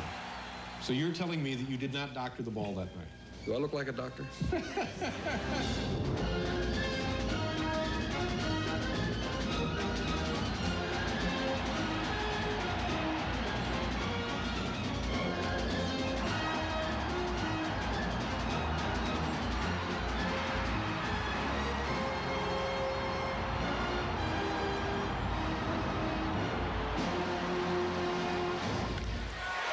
Well hit. Way back. Oh, touch 'em all, Kirby Puckett. What a game. There's no reason to get excited yet. We get excited in September, though.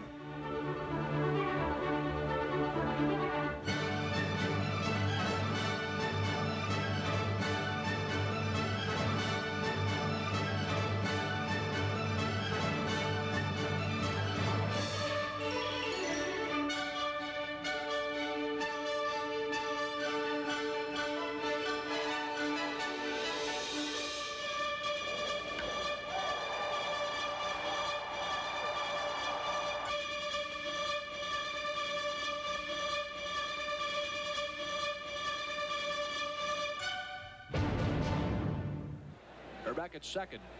Bernansky a big lead at first. And a drive hit into deep left field. Way back. And it is gone. A home run.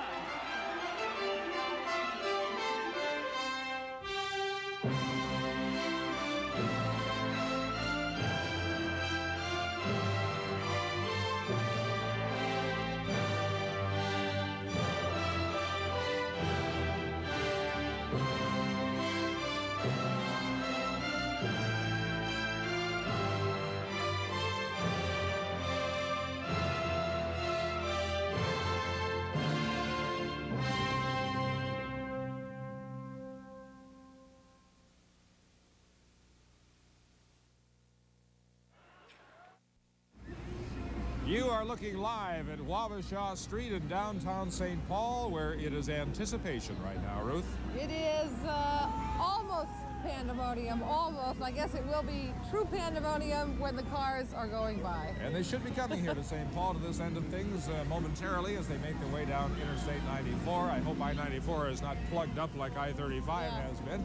And by the way, we want to take this opportunity to welcome to this telecast right now our good friends in southern Minnesota watching on KAAL in Austin. And also up north, WDIO in Duluth. Duluth Superior, the port cities. Howdy, everybody. Here we are in the windswept Capitol Dome. Can you hear this behind us? My baby waves the Homer hanky. They're playing right now on the steps of the Capitol. I saw another sign. This one was really funny. It was a stuffed monkey hanging from a gallows made out of wood, and it said, "Our world champ twins are guilty of monkey murder." Yeah. But I don't think they're going to serve any kind of sentence. No monkey in our backs anymore. Mark Curtis is down below here. Mark, hello. How you doing, Stan? You know, Jackie Gleason used to have a saying, God rest his soul, he used to say, the Miami fans are the best in the world. Well, I think it's safe to say the Minnesota Twins fans are the best in the world. Right now, with the help of Rich Rumpy, Denny DeGrazels, and the Rupert's Orchestra, let's take a look at a great video called Twins Be Good. It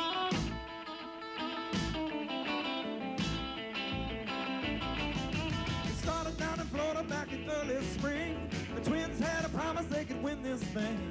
With Kirby Puckett breaking windows left and right, we started thinking then that they could be right. Get in down in Texas on a Monday night, saying, "Go, be good tonight." Go, go, go, go. Go, Twins, go, go, go. On to the series show. Play and beat the NL foe. Touch them all and then we'll know. Minnesota Twins be good. With Kirby, Herbie, Bruno, and Gaetti, the Twins are playing defense like nobody.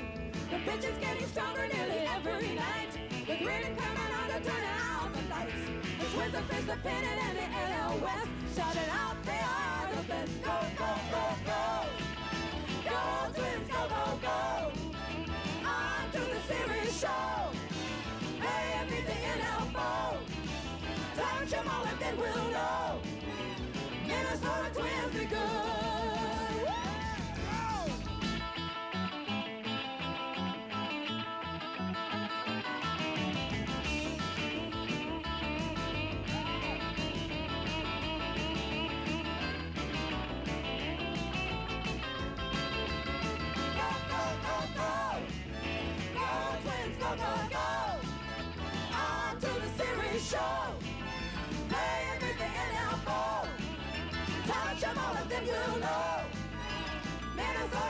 be good.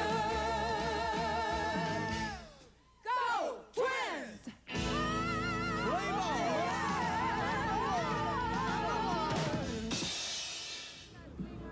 Twins be good again, thanks to two of our fine photographers, Denny D. Grisels and Rich Rumpy. Twins fans, what do you say about that?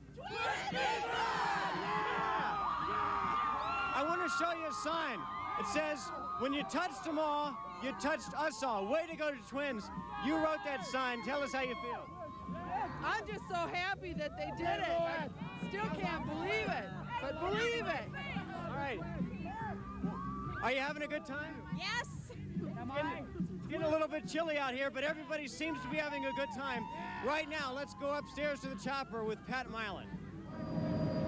I'm live in the Skycam helicopter. The Minnesota Twins, the championship 1987 Minnesota Twins, still have not left downtown Minneapolis, but they are just about to do so.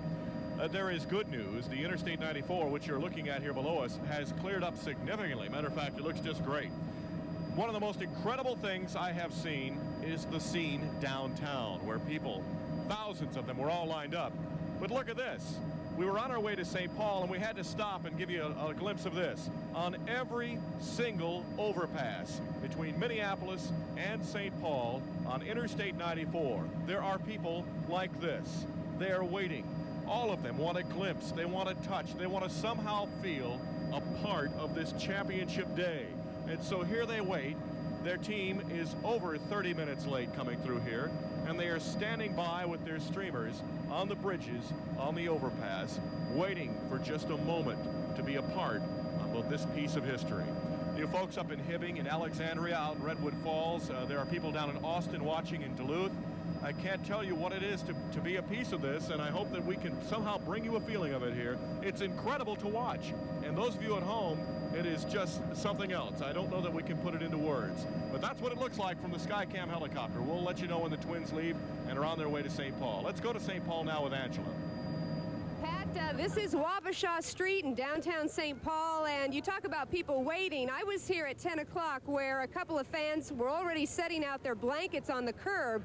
That was at 10 o'clock this morning, and people are still waiting. It seems like the street is getting more crowded with every passing minute as we wait for the Minnesota Twins to make their way down the street. They're going to travel down here about 7 blocks before they go on to the state capitol for that huge rally.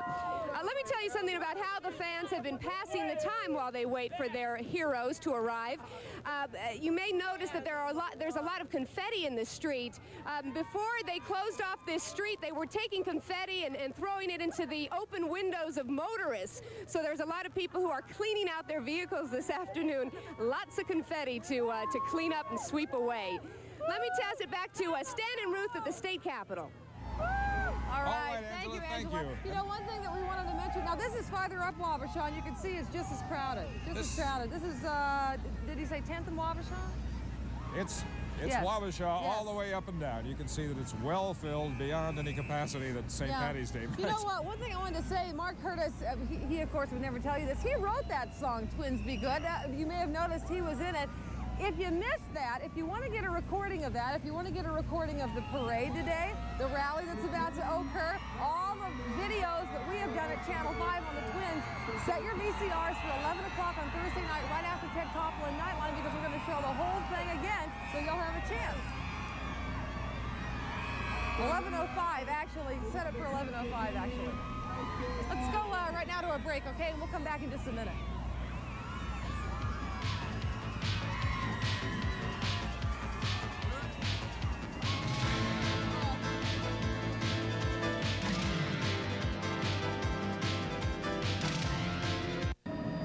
This is Pat Milan with the Skycam helicopter. Folks, if you're lining the streets of St. Paul and you have your television sets, get ready, because here come the Minnesota Twins. We are well on our way to St. Paul. We are on Interstate 94. And right now, this is the intersection of 94 and Snelling Avenue. And there are your championship Minnesota Twins. They're passing Snelling Avenue now, and we're looking back towards Minneapolis as the motorcade makes its way, and the Twins, as the Twins begin to follow their team. We're going to sit still here and keep an eye on the Twins as they make their way. Stan and Ruth, it looks like they're coming along just fine, and we should be there in a few minutes. Oh, that's good news, Pat. I know the folks here. In anticipation. If it's loud now, Ruth, I just can't imagine what it's going to be like here in just a few short minutes. That looks like a presidential motorcade from the air, doesn't it? The overpasses like that. Well, we have a series of reports for you from Mark Curtis right now. This is, of course, on the Minnesota World Series Championship. We began with the surprising explosion during and after game number 1 of the series. Game 1 of the World Series got off to a rough start when the microphone failed for the first part of the anthem. It was the only thing that wouldn't work for the Twins that night. 4th inning, Ken Herbeck bounces one up the middle. Gary Gaetti and Don Baylor score. That put the Twins up 2-1. It was 3-1, still in the 4th, when Dan Gladden came to the plate. High in the air to deep left field. Coleman goes back. A grand slam. In all, the Twins scored 7 times in the 4th, and that was more than enough for Frank Viola. He got the win with some relief from Keith Atherton. The Twins opened the '87 series with an impressive 11-1 win. We know that this is for the World Series, every kid's dream, and we've got a lot of kids in this clubhouse, so it's something that we're all striding together. We're not lined up one by one. We're lined up alongside each other, so we're all going to take one step at a time. And there you go, live back at the Capitol there. How about that for a World Series, World Champions size That Homer looks like Hanky. the one that was on the Mary Tyler Moore House during the series. There was one hanging off the 3rd floor. Remember at the beginning, you'd like peer into her windows, the camera would go in. It was right there. That's a Homer blanket. That's how big that is. On either side of the Capitol steps behind us here, there are balloons, about 10,000 on either side of the steps. They're covered right now, obviously at the appropriate moment. So when the ceremony dictates, those things are going up, and I'll tell you, that's going to be quite a sight itself. The site right now we want to keep track of is right down the road a piece here on Wabasha, where our friend Angela Astor is somewhere in that tumult. Angela? Stan and Ruth, I can tell you that the excitement level is starting to build here as we understand the Minnesota Twins are on their way to Wabasha Street. The fans have been waiting a long time. They've been very, very patient. I have to say everyone has been very patient and polite and just waiting patiently as they make their way here.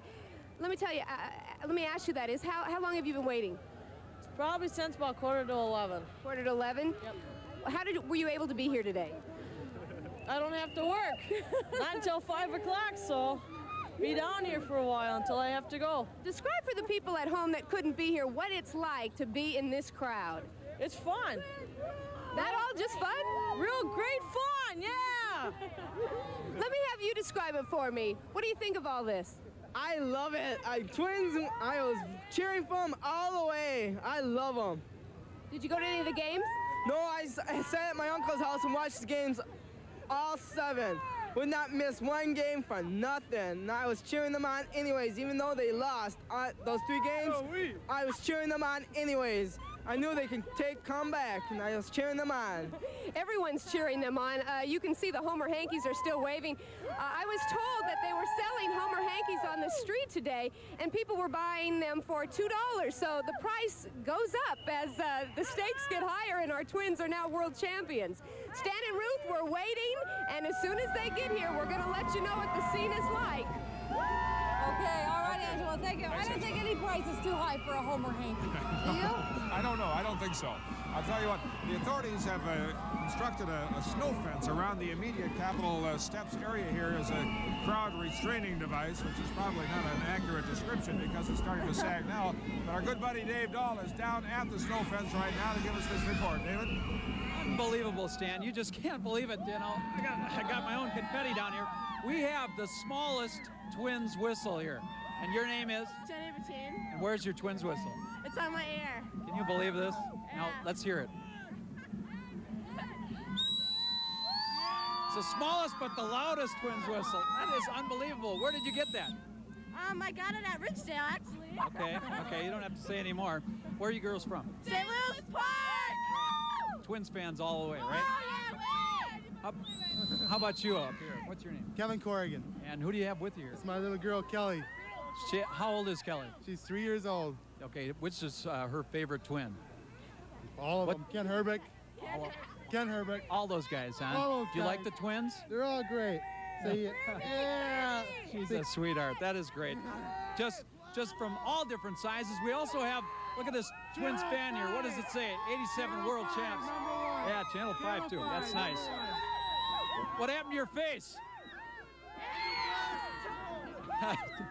Just tremendous number of people here. You know, all different shapes and sizes. I can't believe the enthusiasm, even with the weather that we've had. We've had a little bit of snow coming down, a little bit of rain mixed in with that. Not much sunshine. Cloudy skies for the most way, but most of the time it has just been warm because all the people are keeping themselves warm. They're keeping everybody else warm. Pat, you have the best view from up there, I understand. We're very close to downtown. Unfortunately, what is a dangerous situation is that people are now stopping on the interstate to wave at the Twins as they go by. People are stopping their vehicles, jumping out, and you can see them along the interstate. I hope nothing bad happens here, but there is so much distraction going on with traffic.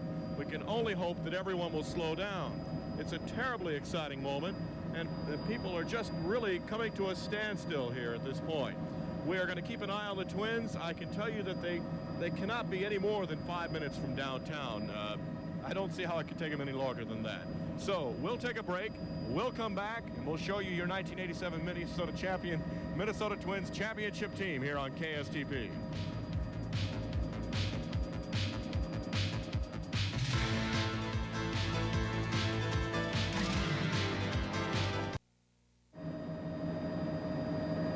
State capital. How would Carl Sagan describe it? I think he'd say billions and billions of people have come to the state capitol. Well, in my opinion, Ruth, I haven't seen this many people in one place since your last birthday party, right? I don't think so. I wish. Continuing now with our review of this exciting World Series, Mark Curtis is going to describe for us once again the Twins' capture of game number 2. Game 2 of the World Series was an instant replay of the first game, with the real fireworks coming again in the 4th inning for the Twins. Randy Bush got things rolling with this double to score Herbie and Kirby. That gave the Twins a 3-0 lead, but Bush wasn't through. Watch the slide by Randy at home plate after a Tim Laudner single. Great slide, and the Twins had a 4-0 lead.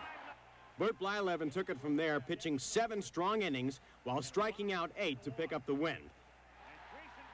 Tim Laudner added the topper, a long home run to center field in the 6th. Twins jump out to a 2-0 lead on the Cards with an 8-4 win in Game 2. The guys are pitching good, and the players are rallying around the pitching, and know the guys are throwing the ball well, and we're making the plays in the field, and we'll go up and swing the bat. So pitching's the name of the game. If you pitch good, things seem to fall in place for you. All right, we're back here live, and live up in the helicopter right now, Pat Milan. I think I can actually see you from here. You seem to be hovering right over the exits to downtown St. Paul. Stan, I can reach out and touch all of you.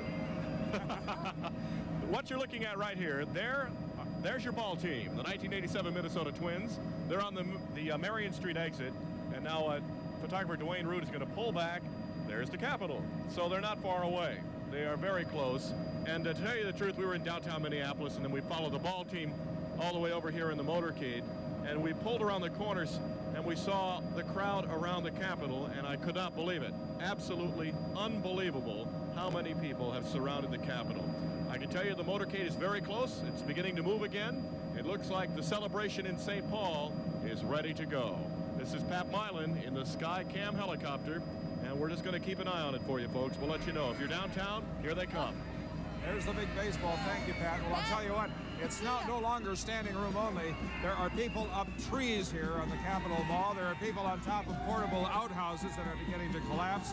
They better be careful with that storm, but just you can see it from the aerial view there. There's very little space left to stand here, yet people continue to come in.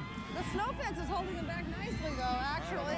But I think it's just because they're very courteous and kind, even though they're shoulder to shoulder, because, of course, that snow fence can go over in a second if they really wanted to push in here. They're very polite, Minnesota. Do we have Angela Storr standing by? Angela, are you there? Stan and Ruth, Hello, we're Angela. continuing to wait here. Everyone kind of keeps looking up the street because we're about 2 blocks from the start of the parade route, and everyone just looking anxiously to get a glimpse of the motorcade as it heads this way. I understand we're only a few minutes away now from Pat Milan's report. We're going to talk to some of the people who have been waiting. What's your name? Brian Chmielewski. Brian, how long have you been waiting here? Oh, probably about 2.5 hours. Is it worth the wait to see the champion twins? Yeah, because they supported our Little Lakes state champion tour too, with Kansas, and I've been waiting to see them and talk to them and cheer them on. Do you think that you're going to be able to get very close in this crowd? Barely, but it's worth watching them. It's still great just to be here, right? Yeah. And it's true because you can really feel a lot of enthusiasm here, even if you can't get close enough to see them or touch them. It's something that you'll be able to remember and say, boy, I was there. And I tell you, I feel that way. I'm really glad that I can be a part of that. Stan and Ruth? Yeah, me too. I was thinking that too, Angela, because, of course, neither you or I are native Minnesotans. Are really lucky to be here. I'll tell you what, though, I feel like a Minnesotan now. I love Ken Herbeck. You are. I love Gary Gaetti. I love all of them. And Ruth and everybody, we will continue with the Minnesota Twins World Championship rally heard around the world in just a minute. Stay tuned.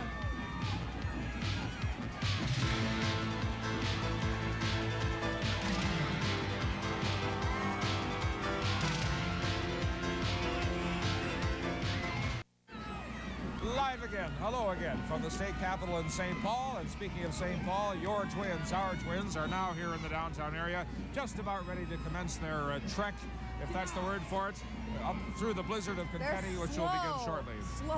Slowly, it will be, right? Sweet and slow, though. You know, I've seen a lot of signs here that say how sweet it is. That's right. And ain't it sweet? Boy, I couldn't agree more. This is the best victory I've ever seen. Well, I can't really think of anything like this I've ever been a part of. There are no words to describe it, but in just a minute, as we said, there'll be tons of confetti pouring down on Mr. Gaetti and Mr. Herbeck and Bernansky and the whole lot of them as they make their way right up Wabasha, then right up here to the Capitol approach area for the rally that was supposed to start at 1:30. But as we've said so far, so what? We're having too much fun. Throw away the clocks. When the World Series went to St. Louis, so did we, right? A lot of other people. The Cards did not leave the Twins much to talk about, really. Mark Curtis now wraps up games 3, 4, and 5 in this report. The location wasn't the only thing that shifted when the Twins went to Busch Stadium. So did the momentum. Heaters were needed in the dugouts for Game 3, and the only thing colder than the weather in St. Louis, the Twins' bats. Tom Bernansky broke the ice briefly in the 6th. This bloop single scored Greg Gagne and gave the Twins a 1-0 lead. But that was all they would get off of John Tudor. Les Straker pitched well for the Twins, but he left in the 7th, and so did the Twins' pitching. Vince Coleman's single drives in 2 runs, and that was enough. Cards went on to beat the Twins in Game 3, 3-1. Game 4 started out okay at Busch Stadium for the Twins. Greg Gagne homers to left in the 3rd to give Minnesota a 1-0 lead. But the Cards got the starter Frank Viola in the 4th. The big blow, this 3-run homer by Tom Lawless, a guy who had had only one other homer in his career. Lawless showboated a bit after the homer, and that got some of the Twins angry. I hope that I get a chance to come around third base and have a little chat with him one of these games if he ever plays in another game against us. And I will ask him a couple questions and see what he was really thinking about. The Cards went on to win Game 4 easily, 7-2, evening the series at 2 games apiece. Game 5, the Twins trying to avoid a sweep in St. Louis, but this hop in the 6th was a sign of things to come. Bad hop to Herbeck. Coleman is safe at first, and that opened the door to 3 runs in the 6th. Kurt Ford started things off with a 2-run single. An error by Greg Gagne allowed another run to score. The Twins rallied in the late innings. Gary Gaetti's double off of Willie McGee's glove knocked in a pair of runs, but that was as close as the Twins would come. St. Louis takes Game 5, 4-2. They pulled to within 1 game of a World Series title, heading back to the Twin Cities. All right, back again now, and we believe, we are told, and we'll find out right now from Angela Storr, I think the St. Paul leg of this parade's about to begin. Well, if you can tell by the crowd, I'd say that they're just about here. You're looking at a picture of the Vulcans. Now, I understand they're at the head of this motorcade, or at least they're the first to come through down Wabasha Street here. They are handing out confetti to the fans. This is about the third trip they've made down Wabasha Street, handing out confetti, bags of it. It's all over the street. I don't think anyone needs any more. They can just pick it up handfuls from the street and throw it at their heroes as they pass through. We understand that they're just minutes away. People keep yelling and screaming and looking up the street as we wait for the Minnesota Twins. Again, there's the Vulcans are at the head of this motorcade, and they're getting the crowd whipped up. I don't know that anyone needs to do that. They've been yelling and screaming for the last 3 hours. Even before the street was blocked off, cars would drive through here. They were all decorated with Twins fever and we're number one. Everyone would scream and yell and wave their banners and their placards and anything that they had on them that had Twins world champs. And I began to wonder if they were going to have anything left when the Twins actually made it down the street, but I have no doubt about that. There's a lot of enthusiasm here. People are ready. They've been waiting a long time, and they're going to show their tremendous support for the Twins and give them a big thank you as their heroes make their way down the street. We're just waiting to see if we can finally get a glimpse of one of them, one of the players. But as it looks right now, they're still a ways away. Angela? Go ahead. Angela, I was wondering, you said the Vulcans had made a trip 3 times down the street to hand out the confetti. Are they taking time also to kiss any of the women, put V's on their cheeks? You know, I haven't seen them do that, but when they were passing through... Be careful. When they were passing through initially, the street was still open. I mean, they could still make their way through the street. Right now, of course, it is, you've used the expression already many times, a sea of humanity, and that's exactly what it is. It's pretty hard to make your way through this crowd at this time. Everyone's sort of staked out their position, and they're waiting to see the players. So no one's going to be moving much around here, and that's why it's very slow going. It's hard for anybody to travel through. And that's what we're waiting for. We're, like I said a couple of reports ago, about 2 blocks down the street. The head of the parade is 2 blocks up, and they'll be making their way from there. And as soon as they get here, too, we'd like to get as close as we can. I don't know how close we're going to be able to get. We'll see what the fans do here and how cooperative they are, and see if we can get close and maybe talk to some of the players. That'd be nice. Stan and Ruth? Angela. Well, I would guess it'd be an interesting chore if I wanted to go shopping at Dayton's right now, and just to try to get in that store from the Wabasha side. Forget it, huh? Oh, my. Let's go now to the songwriter extraordinaire, Yes. Mark Curtis. Johnny B. Mark, right down there. Right. Thanks very much, Stan. All day long we've been telling you how great the fans are here. We've been showing you pictures of all the fans that are here. But I want to take you for a second on a little stroll inside the truck and show you how we're bringing you these pictures today. This is our technical crew. Neil, Terry, and Gene, and Mark Stevens sitting back there, all working hard to bring you this telecast this afternoon. All Twins fans themselves, stay off the truck if you can see that sign, because there is a strong radio frequency coming off of there. Thanks very much, guys. Good work. So that's how we're bringing you these pictures this afternoon, and we will continue to do so, continue to talk to all the fans. But right now, let's go back to Stan and Ruth. All right, Mark, we want to mention, too, that one of the people in there, Gene Baumgartner, it's her birthday today, so happy birthday, Gene Baumgartner. They were with us in St. Louis, and they're the heroes of this whole production. That's right. You got it. We will continue with the World Series Championship Welcome Twins Rally right after this.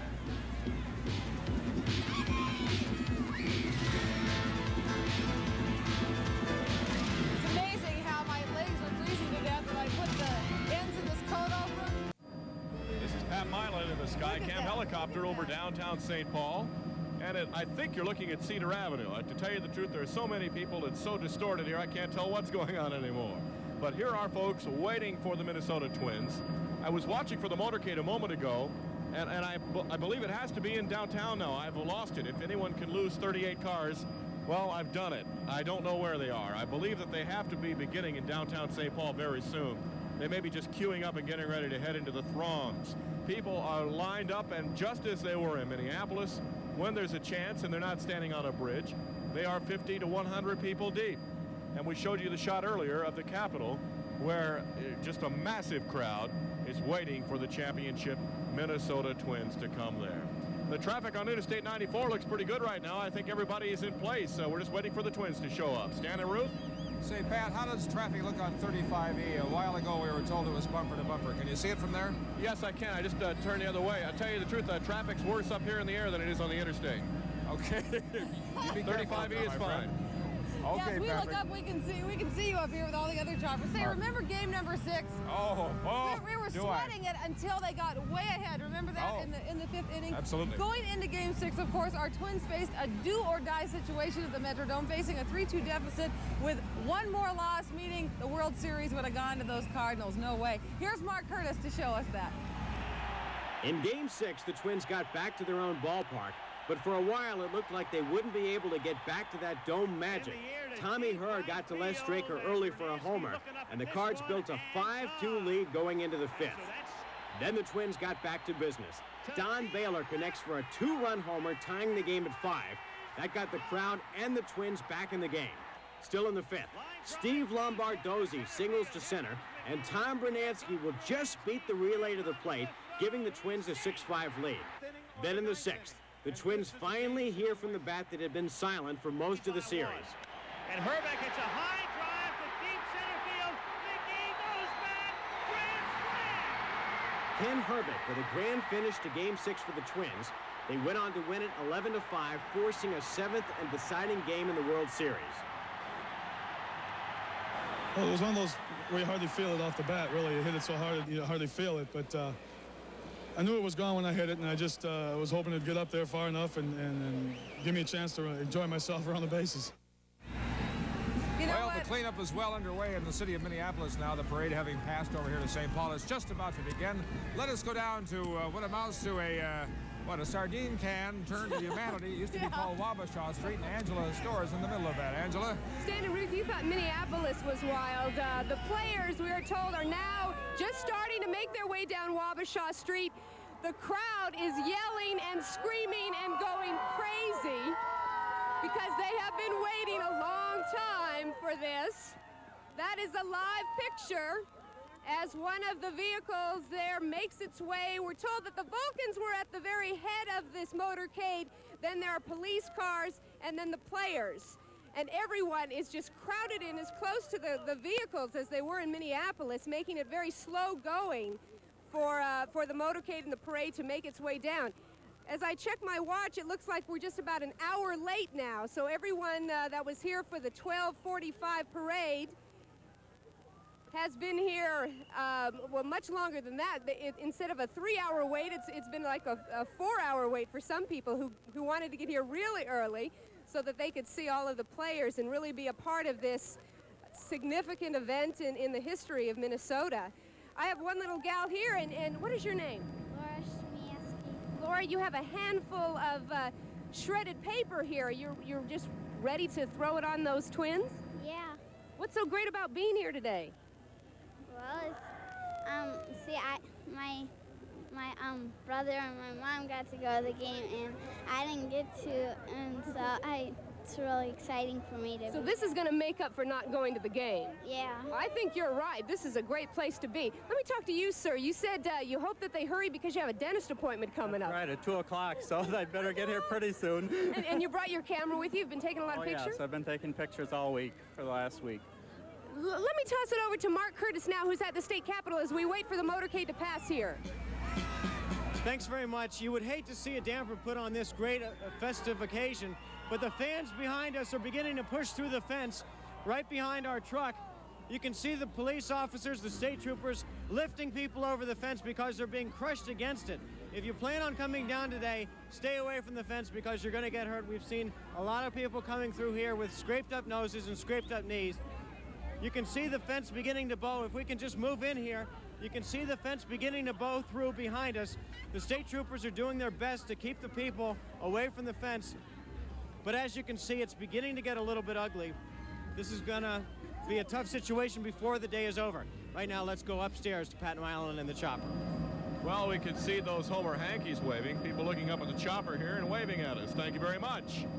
It looks like the motorcade is doing well. The interstate traffic is all cleared up, and it is just an awesome sight to look down around the Capitol and see so many people.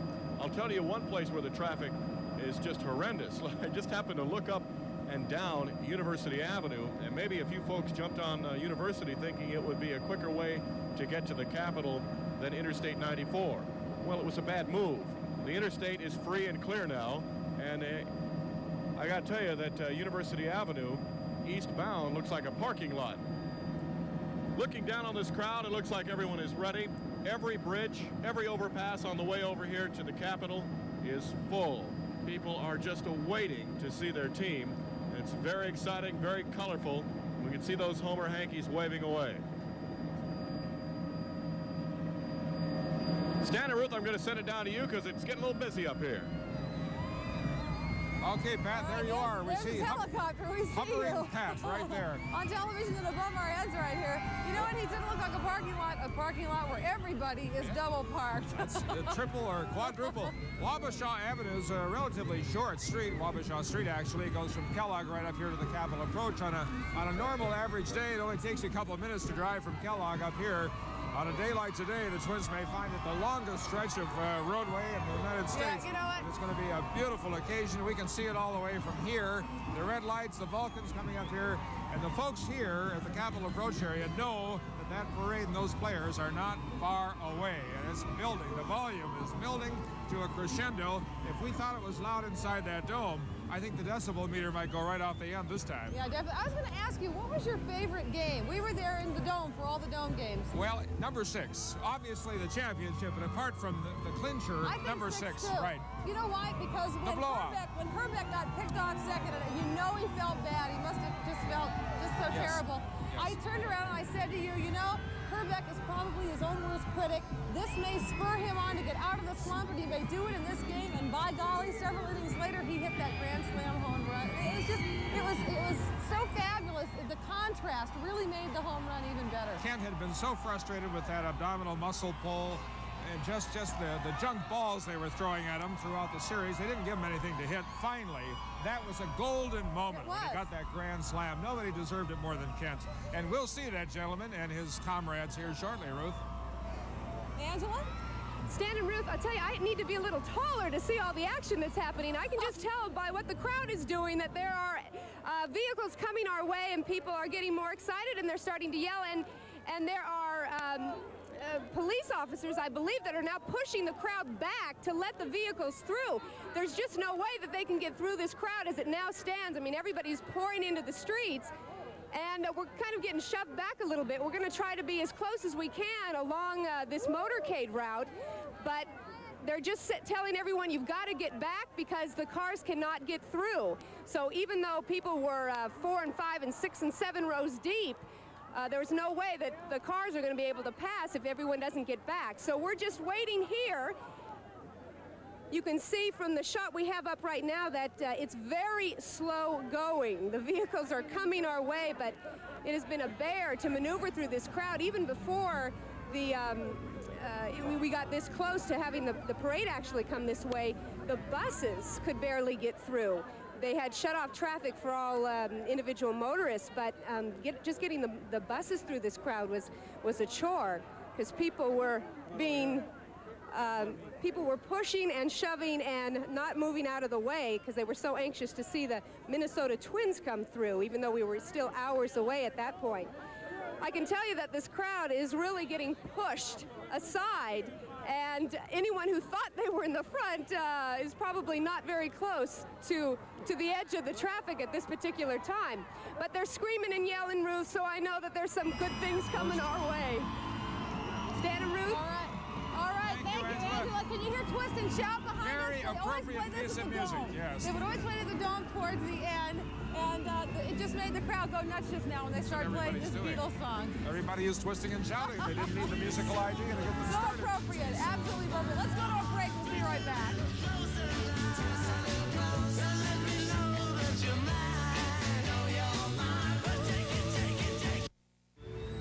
Hello again, live from the state capitol, where everybody here is revving up for the rally that's just a couple of blocks away. A couple of short blocks, but they're going to be long blocks today as the Twins thread their way through that confetti and that sea of cheering, screaming fans. We love it, right? Love. And who among us, Ruth, can forget the game we talked about just a minute ago? Number 7, Sunday at the Metrodome, the game that clinched Minnesota's first ever World Series championship title. Mark Curtis has that story. 55,000 plus jammed into the Metrodome for Game 7, the largest crowd to ever watch a baseball game at the Dome. The Homer Hankies weren't exactly waving, though, in the second, when Steve Lake knocked in Willie McGee with a single to make it 2-0 Cardinals. The Twins battled back to tie it. Kirby Puckett doubles into the gap. Greg Gagne wheels around to score to tie the game at 2. It stayed that way until the 6th inning. Bases loaded. Gagne bounces one to third. Tom Lawless flags it down, but Gagne beats the throw to first. Tom Brunansky scores, and the Twins added another in the 8th. World Series MVP Frank Viola pitched another strong game. Jeff Reardon came in to close out the game in the 9th. To Gaetti, for the first time ever, the Minnesota Twins are the world champions. The Twins win Game 7 4-2. It's their first World Series title in Minnesota, and it set off a series of celebrations. Lieutenant Pepper. You know what? That was the game. That was the game where I thought I was going to have a heart attack, because in Game 6, they at least, you know, in that one inning, they got way far ahead. And I've talked to a lot of people since then who said, oh, I couldn't even watch. I was holding up my hand and peering through my fingers because it was just too nerve-wracking there at the end. I had paramedics standing by for you. You didn't know that, right? Yes. Close watch on you. Dave Dahl. Boy. Our buddy Dave Dahl is standing by right now to talk with a couple of state troopers right here on the State Capitol approach area. Dave? That is right, Stan. What we have here, I have Lieutenant Pepper with me, and we've seen the problems that we've had with the fence, the snow fence that's been set up. This area was mainly just for media people, and then all of a sudden, because of so many people have crowded along the fence, what has happened here, and what's being done with that ambulance behind us? As far as what's happening here is the surge of the people from behind are forcing the people into the fences. What we're trying to do is get the small kids out, the older people who are getting squashed into the fence so that they don't get squashed into the people in back are just forcing everybody forward. They cannot see the people in the front. In essence, what they're doing is crushing them against the fence. Okay, is this? Down there, as far as I know, a young child down there, I don't know what had transpired, is in the ambulance right now, and I really... He's being treated in the ambulance? Being treated in the ambulance. I don't think it's too severe. Okay, yeah, because there's no way that vehicle can even get through that crowd. It's going to be very slow moving to get through. The crowd will open up. It's not as thick down in that area. So how can we prevent the problem from all these people crowding up? Is there any announcement that should be made? Or? They've made announcements to them down here, but it just seems when they cut down the people stop, listen for a bit, and then pretty soon it starts building again. Well, let's hope the Twins arrive shortly. Let's hope they do it shortly, Dave, so that everybody can relax and we can probably clean the area and avoid any further injuries if there are anything. Thank you, Lieutenant. Appreciate it. Back to you, Stan and Ruth. Thank you, Dave. Right, Everyone obviously is going to have to exercise great caution and responsibility. You get this many people in such close quarters, you've got to be careful. So I hope everybody heeds that advice. Let's go down the street a piece, down to Wabasha and Angela's story. Let me tell you, Stan and Ruth, I've managed to make my way to the edge of this crowd here so that we're standing right on the edge of the motorcade. We can see the cars as they're coming through. A media van is passing this way right now. Get back, you guys. You're going to get hurt, okay? This media van is passing through, and we're told that the players are right behind them.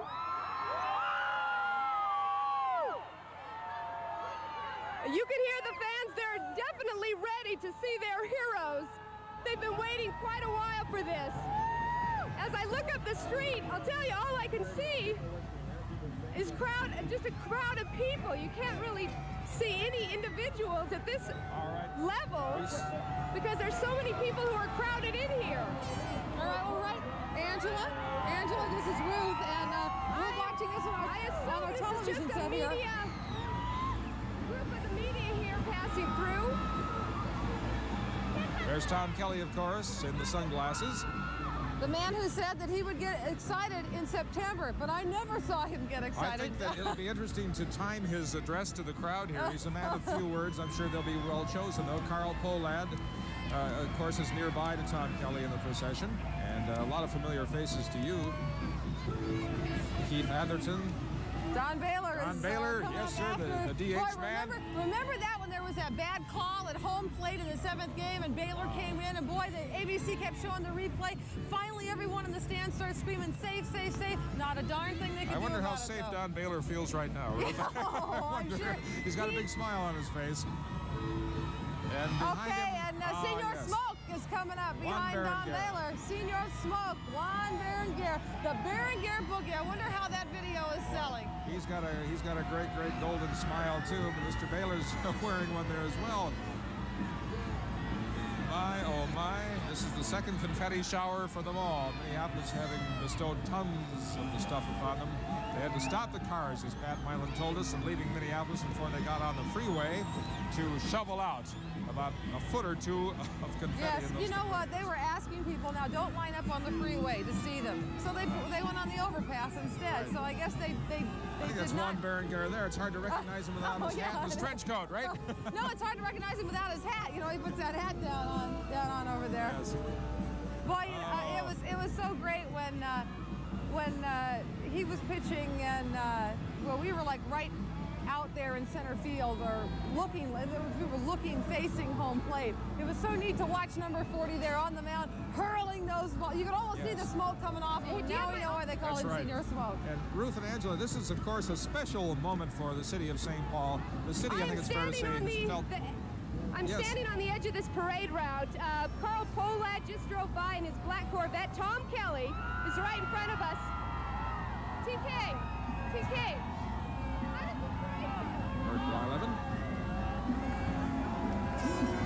He's waving at everyone and throwing confetti. The crowd was chanting, TK, TK. How are you? There's the guy we used to call a few years ago young Bert Blyleven.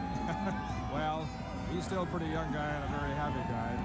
That arm is still golden, still golden. I was saying a moment ago, Ruth, that this is a very special occasion for St. Paul right now, because I think it's fair to say that the city of St. Paul felt a bit slighted during the network coverage of the national media attention, which understandably focused on Minneapolis, the site of the World Series itself. Right, because that's where the dome is. It was so foolish of them, though. They had, weeks to prepare and to read up on the Twin Cities and to know that twins mean twins. Twin cities are Twin Cities. Right. I'll tell you what, though, St. Paul can't feel slighted today, because if you thought the celebration of Minneapolis was tremendous, this grand finale waiting here at the Capitol right now is going to put all the parade routes to shame. I mean, people are really surging in here right now. And as Dave pointed out, it's almost becoming a little bit dangerous because they're pushing forward so much.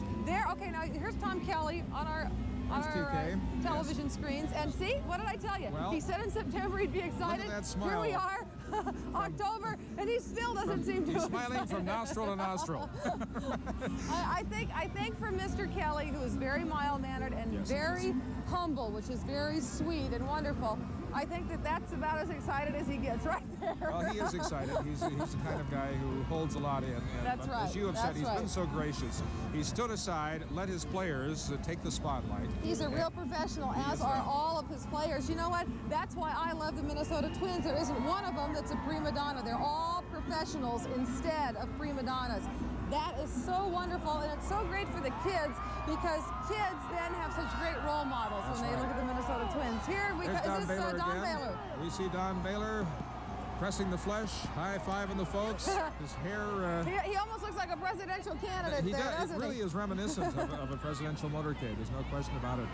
Or maybe something that would also be reminiscent is, of course, the cities that the Pope visited recently. People were, lining up to see him. But I'll tell you what, nothing to me that I've seen on television or in person is as exciting as what we're seeing here today. The adoration, the overflow of emotion is just tremendous, and we can feel it. You can definitely feel it being here. And I'm sure people who are watching this on television, it's coming right through the TV screen at them. Look at there. We see construction site in St. Paul. The workmen looking down, enjoying it. One has to wonder just how much of any work is getting done today. You can't expect that it can be, because this is a once-in-a-lifetime occasion. We hope it happens again, Ruth, but if it doesn't, this is the day that we have to really savor and just savor it to its utmost, and that's what everybody's doing right You now. know, Burt Blyleven, when we hit on Louis Anderson, a lot of people were saying how funny Louis Anderson was. I heard a lot of people also saying how funny Burt Blyleven was. See, I think when he was Bruno on with Louis. could handle himself very well in a stand-up comedy Stand-up routine. comedy, He has got quite Here's the sense Bruno. of humor. How about a little bingo from Bruno? Oh, boy. Bruno. Look at him. There's one sign here at the state capitol. One gal's holding up saying, "I love you, Bruno." She definitely has a favorite twin, and I think a lot of them along the route would agree with that. There's more than enough love and affection to go around 800 times for this Yeah, team. I can't tell you how many times I saw a ball sail out to right field, and there was Bruno standing there waiting, and I jump up and look over the railing thinking, are they going to get it? Are they going to get it? Sure enough, Bruno boing right there, right into his, and then the crowd Terrific screaming. sense of humor, Bruno does. Remember that gag he pulled on the news media before the start of the series? With his hand. Where he Yeah, he supposedly pretended like his injured hand had been hurt. Oh, no, not on the eve of the series. It was all a put on. He had all the press. He's a good actor. A stir. He is. So see, Blyleven could be a stand-up comic in case he ever gets tired of being a baseball player, and Bruno could just go into acting. He's a good actor and a pretty good ball player, too, isn't he? Yes. Good series. Bruno had a real good series. Yeah, he did. And it seems everyone had his day, his moment in the series. And now this is the special time in the sun. You don't need the sun to shine right now, let me tell you. It's Listen. Here comes Randy Bush. Lefty, designated hitter. Randy made his contributions. Receiving his kudos now from this crowd. This is Wabasha, live picture, downtown St. Paul, which I think it's fair to say has come to a virtual standstill, literally and figuratively. Everybody's attention. Well it should. As well it should. I can't talked to think a lot of a of more folks downtown deserving St. group Paul of yesterday. guys, from the coaches to the manager to the players, who deserve adoration like this. They are fine, fine, fine young men. I wonder about our dear friend Angela Storr. I hope she's okay down there. Angela, are you is all there right? anywhere Are you can lost hear in us, the or crowd? come on in? I think Angela is perhaps repositioning herself right We now. just saw George Frazier go by. And this is the G-Man, I believe, right here. Here comes the G-Man. Confetti on Gaetti, Confetti right Gaetti. here. Oh, you know what? The thing that is so touching about him is when they won the division, they came back to the Dome, to all the fans, the impromptu celebration, and we had close-ups of him in tears. That really got to me. It was a That very, may be very the touching picture moment. of the entire Yeah, year in yeah. sports for the Twins. That's summed it up. The true emotions. And Greg Gagne there. There he is. Great shortstop, Greg Gagne, again, making a fine contribution to this day. He helped get him there. Holding up, what's he have there, Ruth? I don't know. Front I page? can't make it out of the monitor. It's kind of a fuzzy monitor here. Oh, Okay. the front page says World Champs. Yeah, That'll the front go in page a of the frame. paper. I'm sure a lot of us will do that. Let's try to go to Angela again. Angela, are you up above the crowd at all, or are you drowning there in a sea of people? Angela? I think Angela might be under a couple of Standing piles of Ruth? confetti right now. There she is. I have never seen a crowd like this. I've been to many parades in my life, but this is really a parade. I have never seen anything like this before. The people are getting so close that many times the motorcade is actually stopping and the fans are shaking the players' hands. The players love it. They just can't believe it.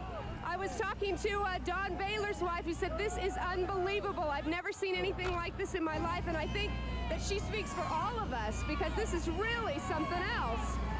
The players are extremely receptive to the fans, as you can imagine, and the crowd is just going wild. Every time one of their heroes passes by, it is just another chorus of cheers from this crowd that has waited so long down here in Wabasha Street, just waiting for a chance to see all the Minnesota Twins, the world champion Minnesota Twins. People are standing up on light posts, on top of buildings. They're crammed in the skyways. We can see and do play-by-play. Everywhere that they possibly can fit to get a glimpse of the Twins. I was kind of pushed back into the crowd. I was right on the edge there, but let me tell you, it's kind of a fight to hold your ground wherever you are in this crowd. Well, we just saw Steve Lombardozzi go by, Angela. There he is now. Herbeck and Wiesner a little bit ago. And much Gladden was before the that, guy. Mr. and Mrs. Dan Gladden went by, and their beautiful, beautiful little baby. Also, Ken Herbeck. Excuse me. There's Al Newman right there. Al's bundled up for the occasion. He said that when he was standing on first base in that 7th game, he said that he thought he was going to have an ulcer to deal with there. There he is, knuckleball Necro, Joe Necro. Letterman asked him, "Are you a doctor?" He goes, "Do I look like a doctor?" Well, a little bit, Joe. A little bit. He's probably got a good supply of nail files with him, right? Emery boards right now. He may be heading up. Right, here comes Tom Nieto right now. Hello, Tom. There's Tony O. Tony O from the great 1965 American League champ Twins. Tony O, the batting coach and a legend. Kirby Puckett right there. There he is in his Aviators cap. That's a good luck Aviators cap, we might add. A raccoon coat. Looks like he stepped out of a Sopwith Camel, right? Yeah, he does. You remember that night he was in the locker room and he said, "You guys better not pour champagne on this. You better not pour champagne on this." Right. He wanted to protect that Kirby, one thing. I love that headgear. That's a piece of work, isn't it? Yeah. And there's Jeff Reardon, the beard. That's got to feel good on a day like today. Yeah. As I said before, I love the way that Jeff Reardon brings up the rear. The final inning, the pitches that we needed. He brought us through.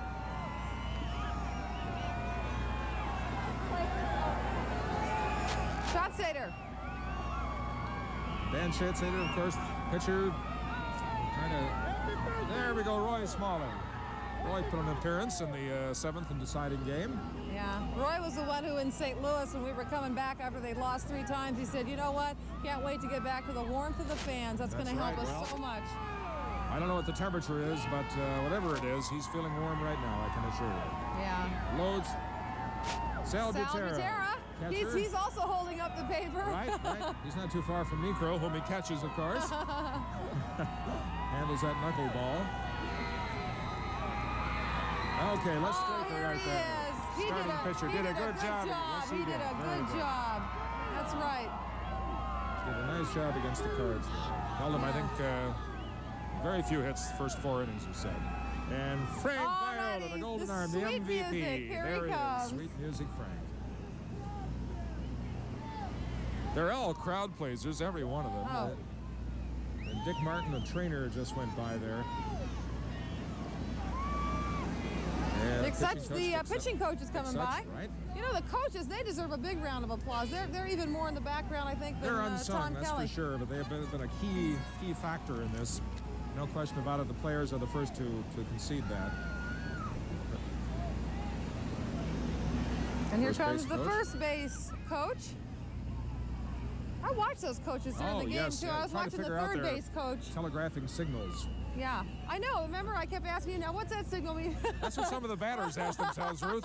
One guy said, "Ruth, a lot of it's gibberish, but some of it does mean something." The Twins pitchers who had to bat in St. Louis had a devil of a time trying to remember what the bunt was and what the hit away was. That's okay. They got here anyway.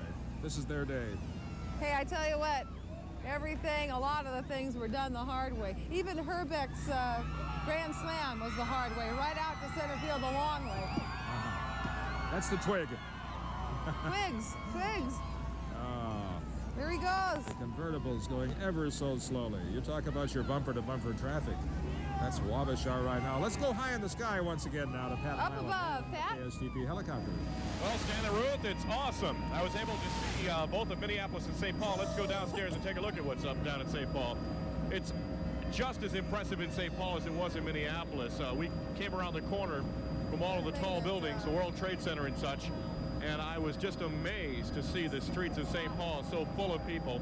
The Twins motorcade is just about to make the bend up here, and it won't be long before they head up toward the state capitol.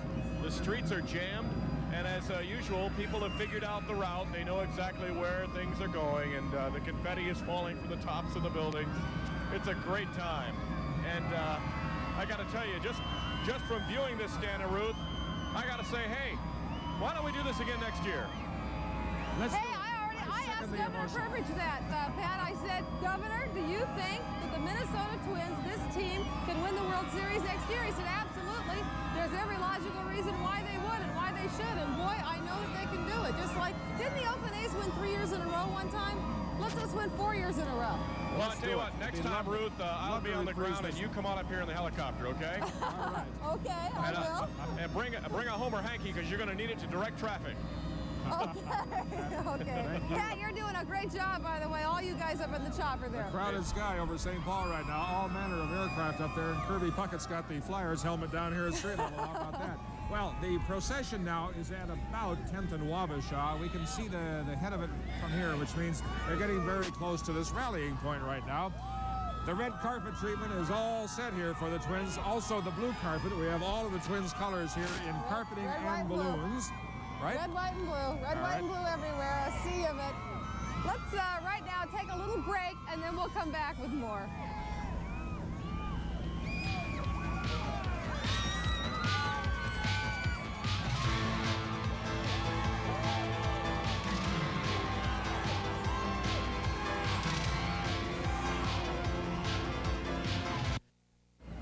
Oh, this is 10th and Wabasha that you see right now.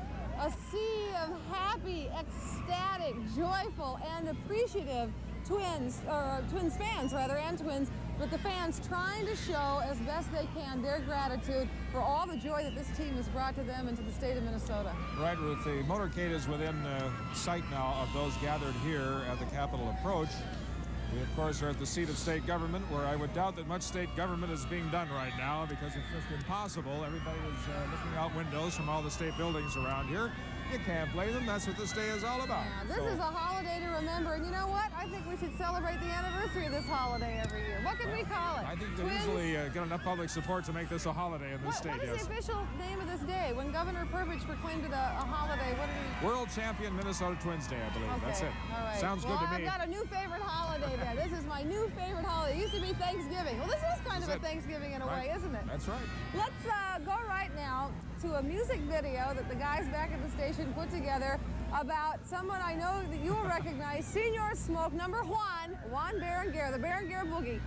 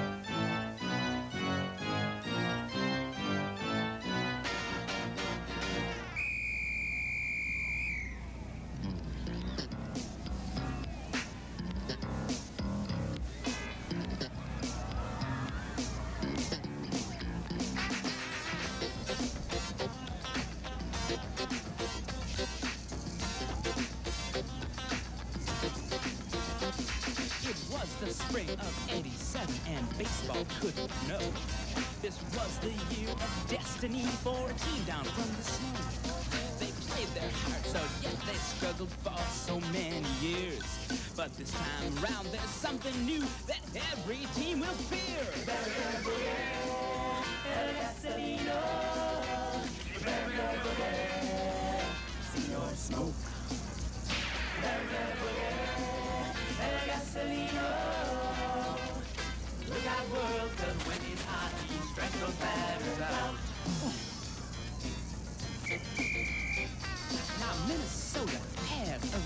a special breed of fan.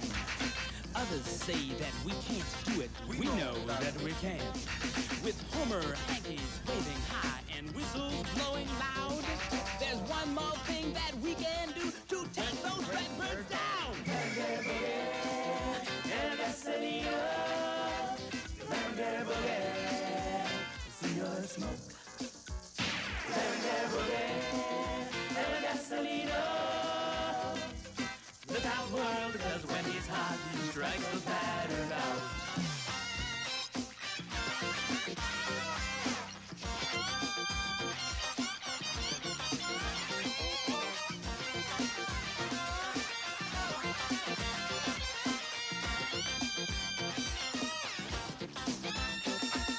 America's favorite pastime is baseball, 'cause it's fun. The peanuts pop and Cracker Jack and cheering for home runs. The crowds are going wild. The Twins are #1. With all the talent on this team, we've only just begun. Boogie, boogie, El Gasolino. Boogie, boogie, Senor Smoke. Boogie, boogie, El Gasolino. Look out, world, because when he's hot, he strikes those batters out. Boogie, boogie, El Gasolino. Boogie, boogie, Senor Smoke. Boogie, boogie, El Gasolino. Look out, world, because when he's hot, he strikes those batters out. Boogie, boogie, El Gasolino. Senor Smoke. Boogie, boogie, El Gasolino. Look out, world, 'cause when it's hot, he strikes those batters out.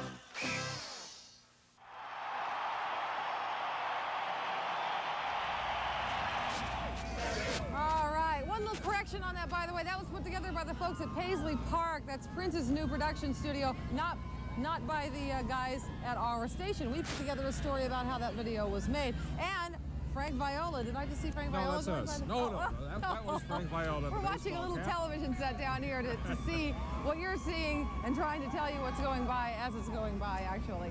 They are getting close, fans. Believe me, they are. They are. They're coming here. They appear to be getting ever closer, yet they don't seem to be moving, so I don't know exactly what's going on. But suffice it to say, it's difficult running that gauntlet down there in Wabasha right now. I'm not quite sure how they're going to get them up to the Capitol steps here, Ruth. They might have to do a borrow from football and do an end run around the Capitol, come in the back maybe, and they'll have the players come out. Onside kick them. Right. Onside kick them. In any case, Governor Perpich is, I'm sure, watching these festivities on television right now. Hello, Governor. Thanks again for coming out to talk to us a little while ago. But he will be presiding officially over these proceedings here once the gentleman gets situated in the Capitol. Come out and say hello to everybody. You know what? Let's really get a bird's eye view now of all of this festivity going on with Pat Milan, who's up in the chopper. Pat? Well, the crowd just continues to get bigger, Stan and Ruth. I can tell you that the Minnesota Twins are not very far away from you. Stan, you've walked away from the Capitol many times in your years there as a reporter, and you know that walk down Cedar Street is not very long, just over 94, and they're coming over the bridge now. The police cars are clearing the way, and the Minnesota Twins are less than a quarter mile away from you, so they should be at the Capitol soon, and the much-waited, long-delayed Minnesota Twins rally at the state capitol is about to get underway. It looks like they're moving along quite well. They've kind of a dog leg there as they come up Wabasha. They split over for a block and then come up Cedar, and making those two turns in the dog leg is slowing them down a little bit. And there are a lot of people 50 to 100 deep standing in the crowd, as we all saw so well with Angela down there in the middle of it all. And so that slows it down a little bit. But I can tell you that most of the Twins have made it up and through Wabasha. And even as we speak, you can see a throng of people. They're just coming across the bridge now on the Wabasha side. So they are running, literally beginning to break for the Capitol. And they want to be where you are now, and where there clearly are over 100,000 people standing down there. So the two of you try to hold down the fort. They're coming your way.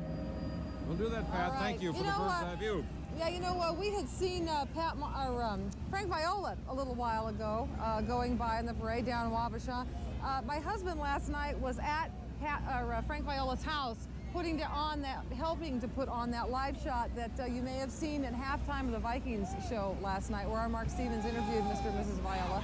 And I asked Todd, I said, well, how did he see how? He said, oh, he was so tired, he'd only had like 1 hour of sleep, and he said it really hadn't set in, but that he was looking so forward to this parade today, he was just going to sort of relax through it, and I bet you that he is just ecstatic right now. Well, I think the adrenaline will keep on pumping at least one more day here. It's kept all of us going. The excitement just wipes out any lack of sleep, that's for sure. Well, they're dog-legging it down there right now, as Pat showed you and told you, which means they're climbing in the hill here right now to the Capitol building. And soon we will, in fact, see them and hear from them. That's the biggest treat of all, to hear what they have to say to this crowd. We do know that Tom Kelly, among others, will be addressing the crowd today. You can bet we'll be getting a rather short speech from Tom. He'll get right to the point.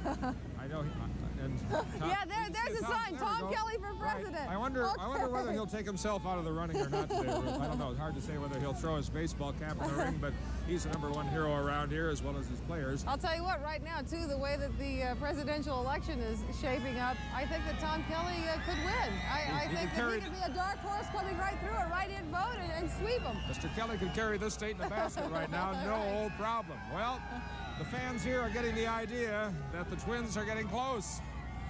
We had confetti coming up here towards us. People are also throwing money. They're throwing pennies and dimes. Pat Milan, what do you see from up there still? Well, you can tell, we'll show you again the shot here as the people are starting to come across.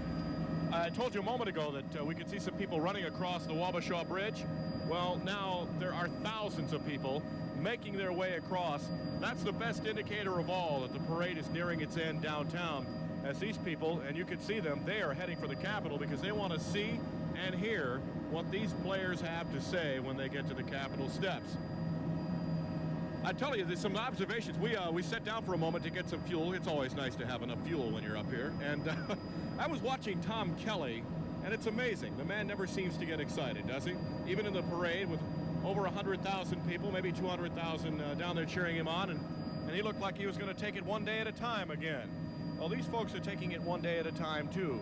And you can see that they've put everything into this one day. This is just incredible. I know that you've heard us say that a million times, but to be hovering over this and to see the masses, it's just something else. When you're down on the lower level there, it looks like a big crowd, but you have no idea just how big it is until you take a step up here and you see just exactly what is going on.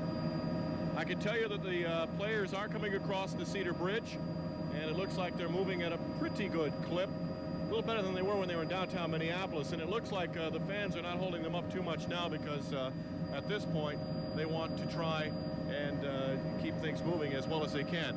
As a matter of fact, now that I look down, I can see, Stan and Ruth, that the players are very near you. They are on the Capitol grounds now. The initial police cars are pulling through, and if you look over at the Historical Society building, Stan and Ruth, they'll be coming from that side over there off of Constitution Avenue, and it looks like things are going along pretty well. That's the historical building right there in the lower left hand of your picture, so you can see as we pull back and give you that shot. The Minnesota Twins are on the Capitol grounds, and it looks like they're going to be doing just fine. Stan and Ruth, let's send it back down to you. Have a good time.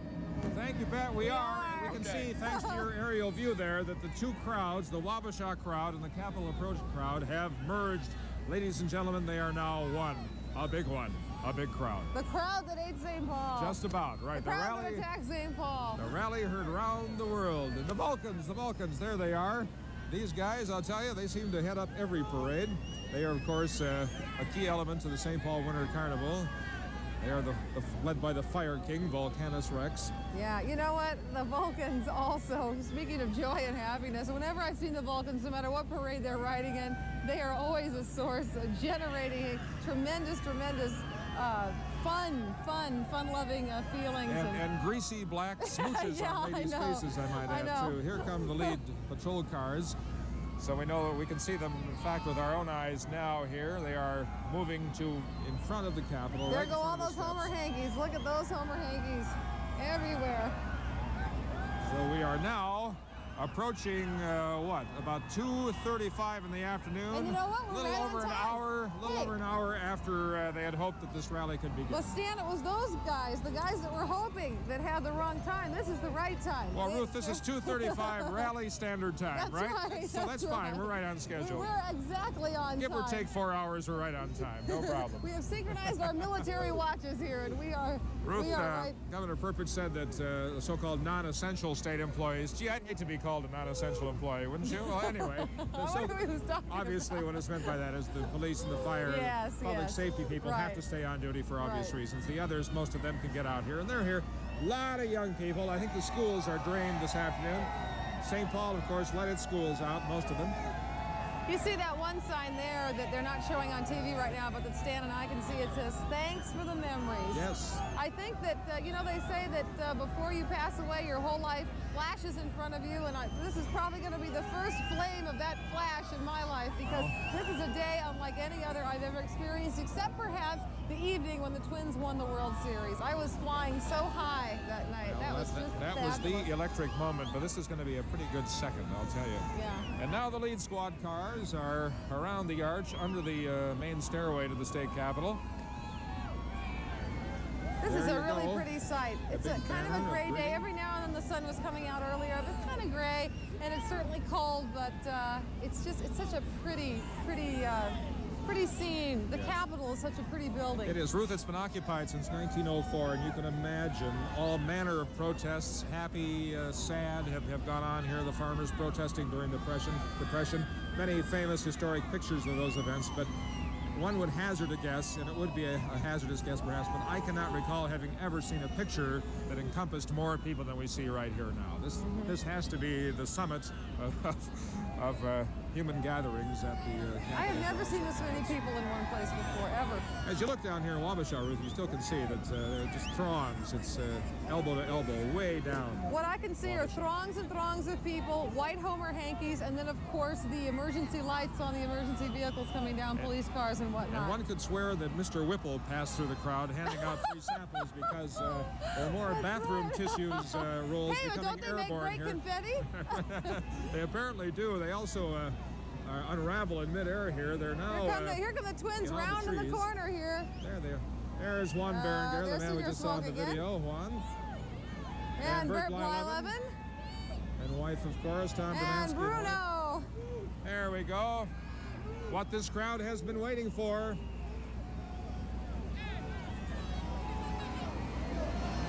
Here's Randy Bush coming up to the approach. Mark Davidson, right? George Frazier. The G-Man. Gary Gaetti, covered with confetti. He got a Hawaiian lei around his neck, I think. Mr. and Mrs. Gladden. Dan Gladden with the avant-garde sunglasses.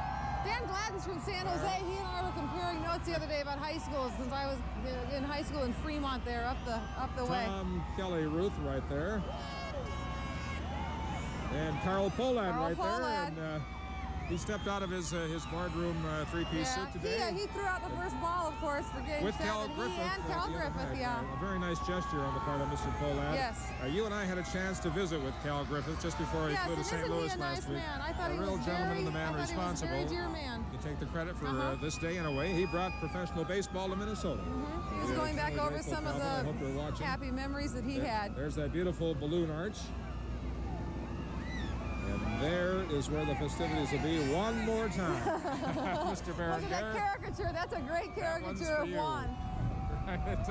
You know what? That Berenguer Boogie, that song that's in there is pretty catchy, actually. That is. Ruth, if you turn around, take a look at Carl Pohlad's car. You can see confetti all the way up to the top of the seats. And it's blowing toward the east right now. And the crowd, as you can hear, is revving up. They're seeing their ball players emerge from their cars. And they're going nuts. They're going bananas, as well they should. From the helicopter, you can see that the crowd has built to its greatest numbers. I hope we can get anything near an accurate estimate of the crowd here before we go off the air. It's impossible for us here at ground level to get an idea. but well, now earlier on, they said that they were expecting both here and, of course, watching on TV, an audience both live and at home of 1 million people, 1 million people. If you want to come back, easily, probably. But right here, I'd like to know. Look at this. They said the monkey is dead, but there's some monkeys in the tree there that I see. A lot of human beings. There's the tree I was talking about. See, with all the toilet paper on it? Yes. A lot of bathroom tissue and evidence here today, folks. Yeah. That's right. Well, the players, Pat Milan, let's go upstairs to you one more time. Pat, how do you see things, sir? Well, Stan and Ruth, we're seeing some incredible sights here, and we've seen some incredibly dangerous and possibly some incredibly stupid things that are going on, too. Look down here. This is the historical building, and in a moment, you'll be able to see that there are kids standing on the second tier, and some of them are on top of the roof also. They're walking outside the tier. I have no idea how they got there. I know they're not supposed to be there. And these kids are between the two tiers were out walking the levels just as you would walk out on a downtown building and walk on the ledge. They were literally doing that, and now they're up on top of the building. Somehow, because of construction, they've gained access to it for a good view, and let's hope it doesn't become so dangerous that one of them gets hurt.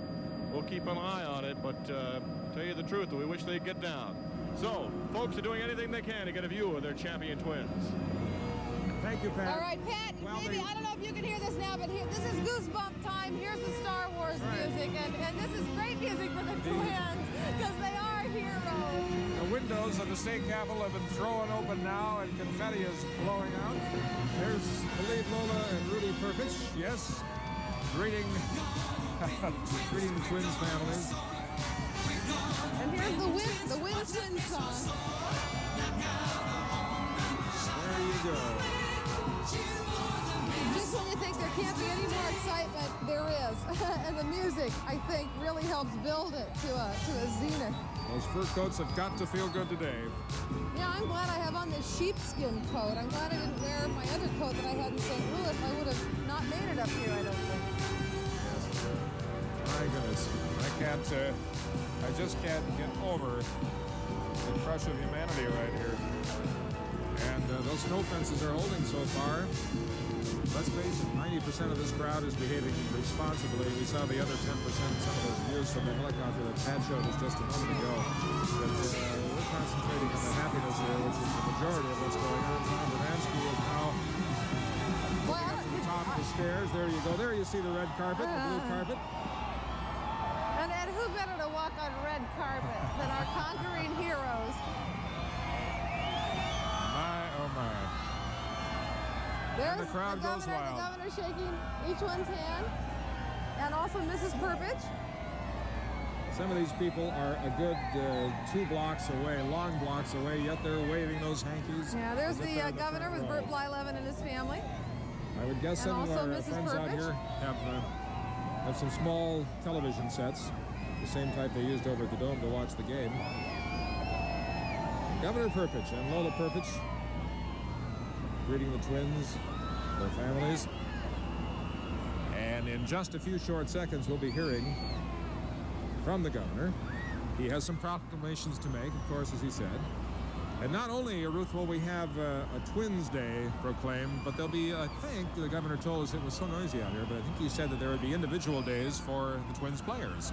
Let's hope so. Nice that we can celebrate the anniversary of all those holidays. Right. These are unofficial days, of course, obviously not holidays. And the Twins players continue to roll in. Gary Gaetti rolling up. I think though they should make each one a holiday. Right. Each Twins Day a holiday. Lombardozzi just went by, and Joe Necro in the white cap there.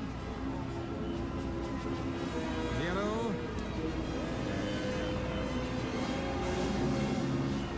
Here they come. Tony Oliva and Kirby. Aviator cap. Kirby's got the right idea with his good luck aviator hat on. I love it. I bet you his head is so much warmer than ours. There's Carl Pohlad. This is Pohlad with the governor. This looks like a site in, I don't know, Washington, D.C. maybe, a presidential inauguration or something. I mean, it's so, the grandeur of the spectacle. Looks like the main portico at the White House, doesn't it? Yeah, it All does. the ceremony Yeah. here, but this is... Yeah, I can't believe some of these men don't have on gloves. Boy, they're the toughest of the tough ones because my hands are just frozen, and I do have on gloves. Well, I think they're trying to show up the Vikings, who for years when they played outside never used hand warmers, they said. Oh. These Twins are tough guys, too. And there's one little boy right now up on the shoulders of someone. The faces of the children here, if you watch them, they're just wide-eyed. Oh, it's like, I guess, coming down the stairs on Christmas morning and seeing what's under the tree. They're just fascinated by what's going on here. And of course, you know, they'll never forget this. Well, this is a real case of hero worship, not only for the kids, Ruth, for us big ones, too. Let's just listen to the music. Nice.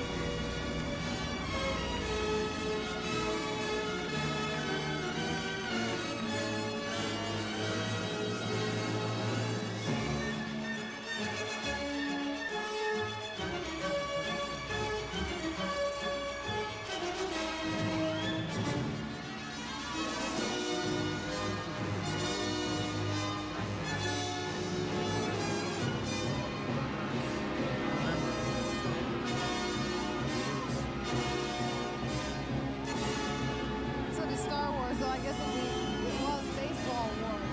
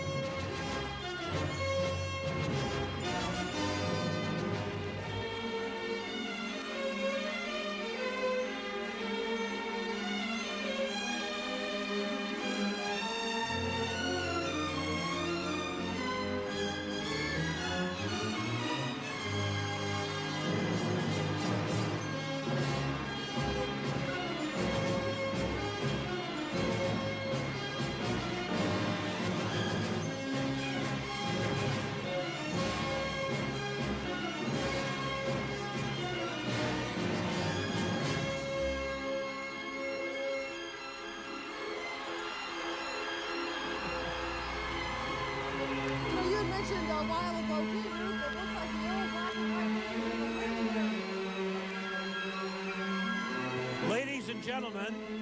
Ladies and gentlemen, to begin our program, the voice of Minnesota Twins baseball, Herb Carneal. We sent you one, yeah. Yeah, it was good. Thank you very much, ladies and gentlemen. We want to welcome everybody. You've been a great crowd all season long, and especially today, where I know some of you have probably been here for 4 or 5 hours.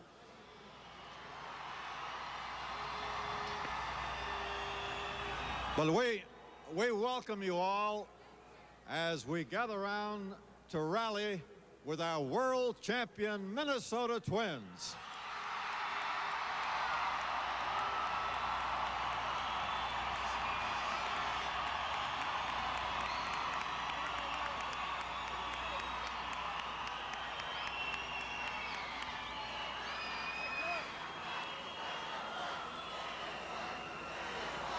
Okay, we know that you want to meet every member of the ball club, and we're going to see that you do that. But first of all, it's my pleasure to introduce a member of our broadcast team. He was on the 1965 Minnesota Twins that won the American League pennant, Hall of Famer Harmon Killebrew.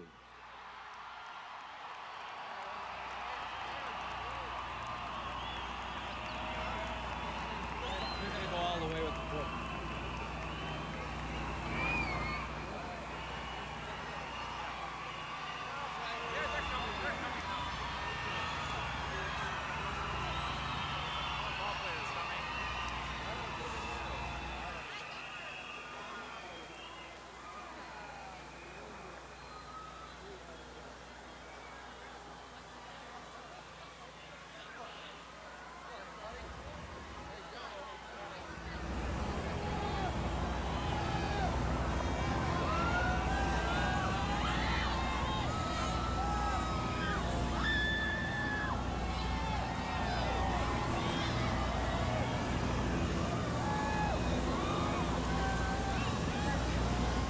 what, Stan?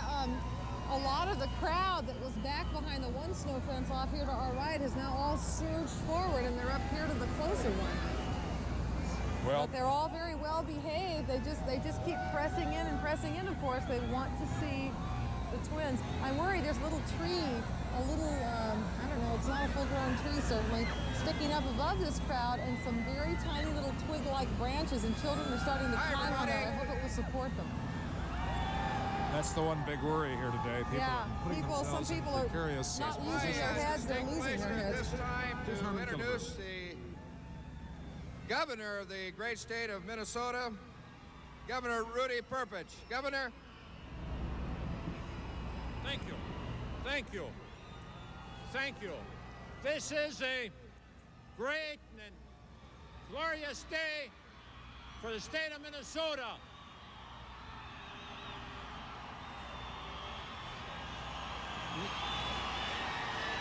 Leo DeRocher once said that good guys finish last, but the Twins' victory has proven that good guys do finish first.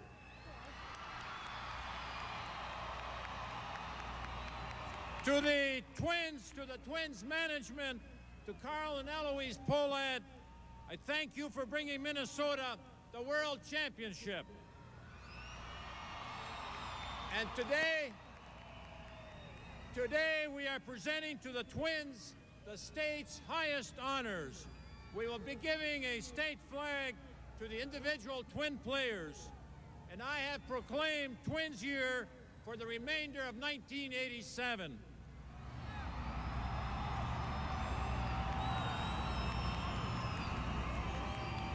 And we will have individual days of honor of each of the Twins players. And I have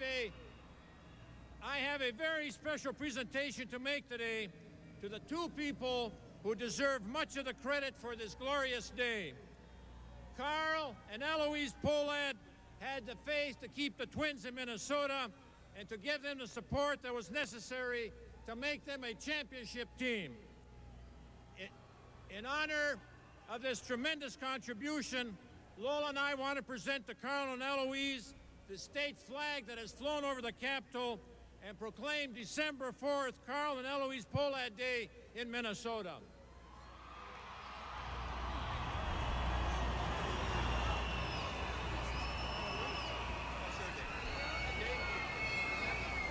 December 4th, Carl and Eloise Pohlad Day. And on December 5th, a special day of recognition and appreciation for you, the greatest fans in the world, you, the Minnesota Twin fans. Your day. Your day. We're number one.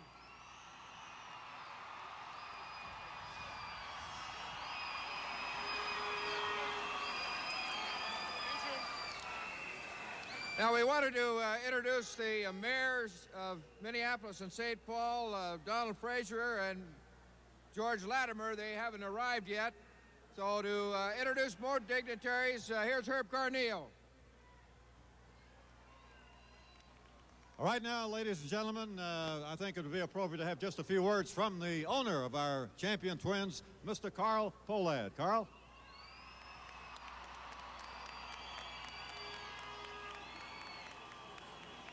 Well, I don't know what you do when the governor steals your line. It was my line to say, you are the greatest fans in all the world. Let's have a cheer for you.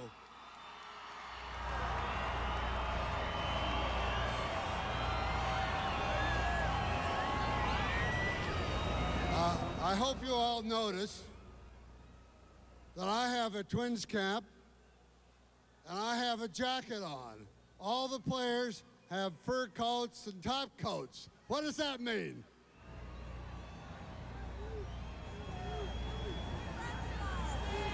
I just want to thank you very much.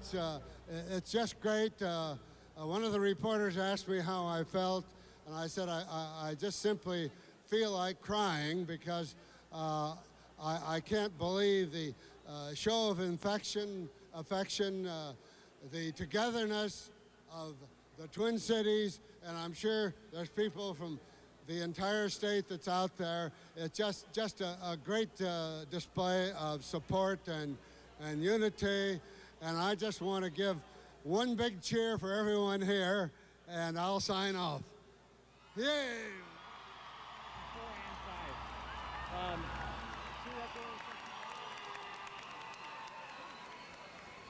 5. Ladies and gentlemen, we just want you to meet the president of the Twins, a St. Paul native, Jerry Bell. Has Jerry made it up here yet?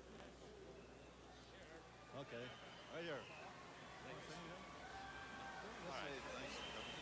Thank you very much, Herb. Someone asked me on the way over how I felt, and I said that the most incredible experience of my life was the World Series until today. This is the most incredible thing I have ever seen in my life. Thank you all.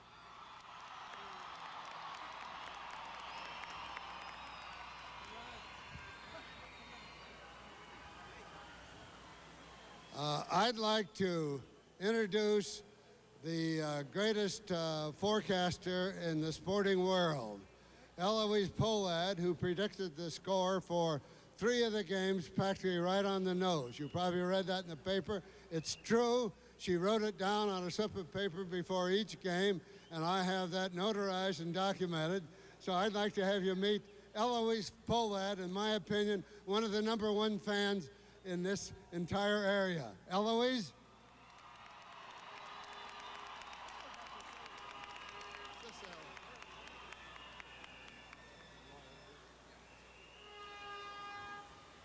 The mayor's got kind of stuck in the traffic. They're here now. We'd like to first bring up the mayor of Minneapolis, Honorable Donald Frazier. Mayor? And along with them, of course, George Latimer, Mayor of St. Paul. Mayor?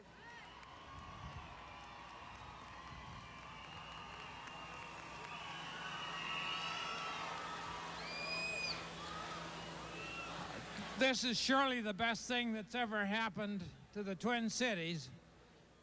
And I think we're going to come out of this feeling better about ourselves, and we owe it all to the Twins who really did it. They took us right to the top. And this is the kind of cooperation that we like to pursue, and it's the kind of cooperation we have between the two cities. But today, it's the Twins' day. We're #1, and we're going to stay #1.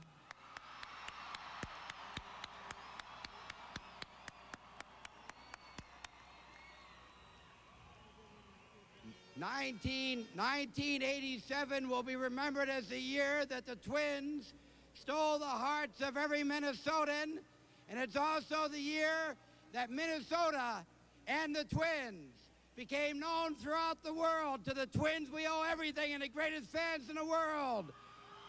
Congratulations.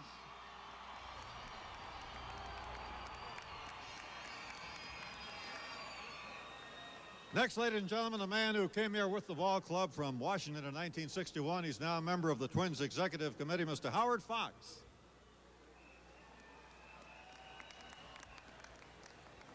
I just can't believe this. I was amazed when we drew 2 million people to see our ball games, and I can't believe all you people coming out. You got to be the most appreciative, greatest baseball fans in the whole world. Thank you.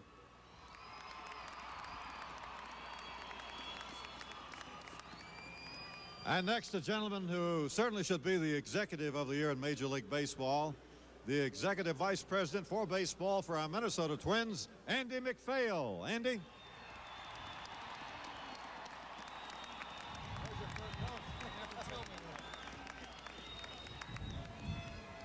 Thank you very much. You know, there had been a lot of talk over the course of the season by different managers that we were either stealing signs from center field, or we had cork in our bats, or we had the air ducts going when we were up.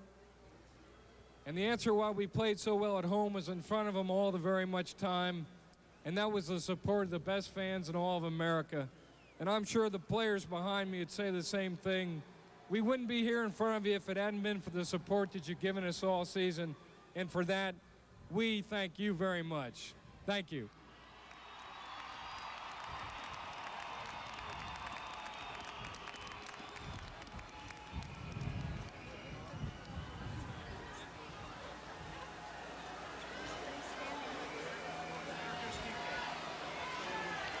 And now, the manager of the year, Tommy Kelly. Okay, thank you. All right.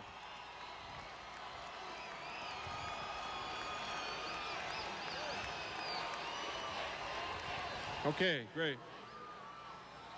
Appreciate everybody coming out here today.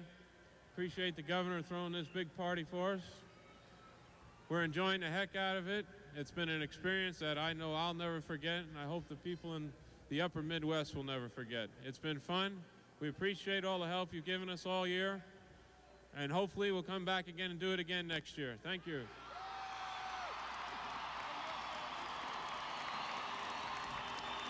Here's Bert.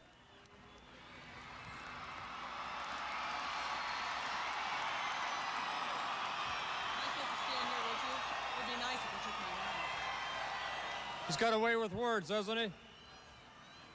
Being player rep for the Minnesota Twins, they asked me to introduce the clubhouse personnel. That without them, we couldn't go out there and be all clean, and we couldn't do the things we have to do to bring this town a World Series winner. I'd like to introduce the Bat Boys. Dan McGeehan.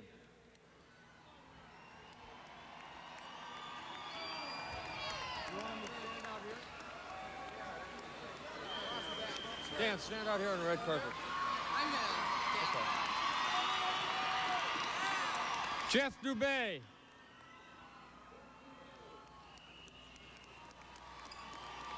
Clayton Wilson.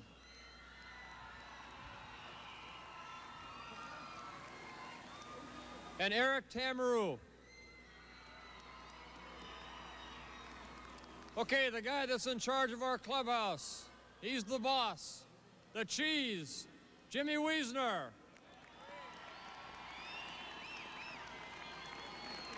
And Stylen. Bobby Dory, he feeds us. Where's Big Bobby? Thanks, Bobby. And Jim Dunn, visitors clubhouse man. Jim?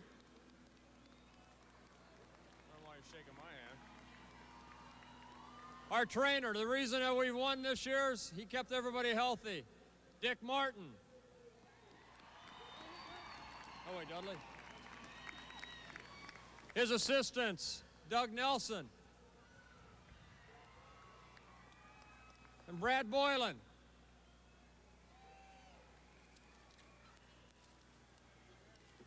And I'm done. Bye.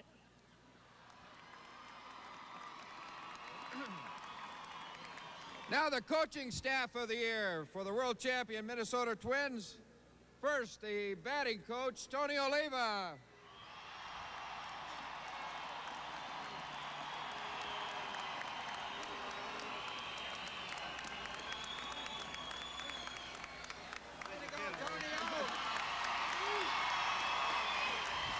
Third base coach, Rick Rennick.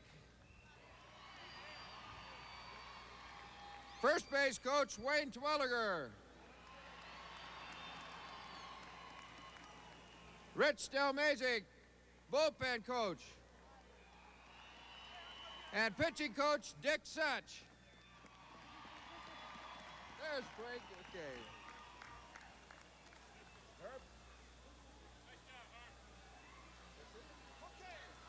And now, folks, for the next portion of our program, I think this is one you'll really enjoy. It's a pleasure to turn it over to my two other broadcast partners. Right here, John Rooney, and over here, John Gordon. Guys, take it away. All right, thank you, Herb. Relief pitcher, Keith Atherton.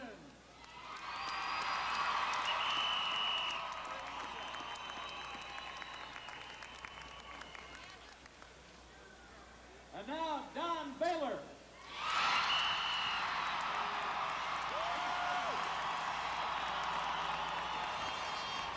A little bit of Berenger boogie here. Juan Berenger.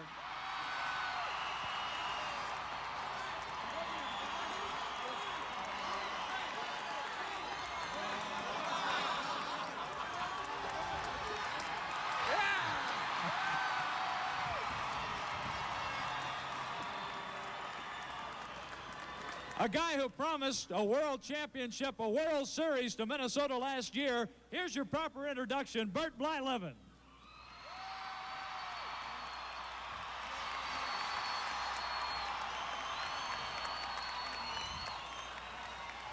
Here's Bruno, Tom Brunansky.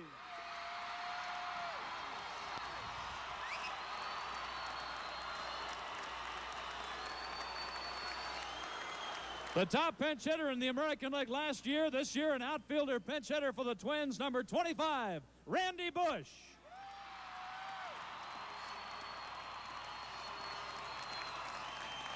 Catcher, Sal Butera.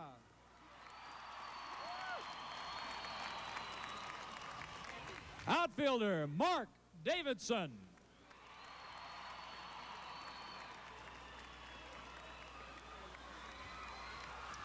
Relief pitcher, George Frazier. The most valuable player of the American League Championship Series, number 8, Gary Gaetti.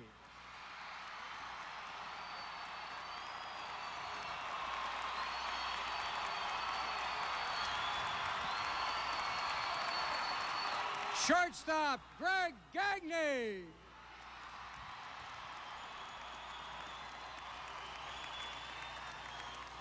A fellow had one of the 2 Grand Slams in the World Series, Dan Gladden.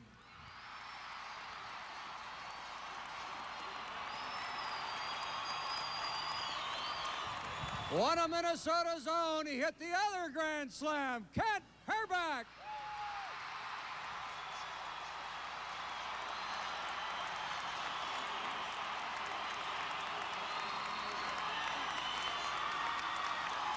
A rookie, outfielder, infielder, designated hitter. He does it all. Here's Gene Larkin.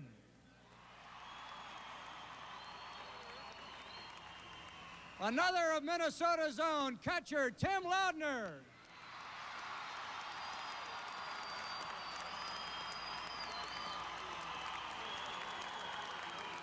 What a great defense for the Twins this year, and this fella played second base, Steve Lombardozzi.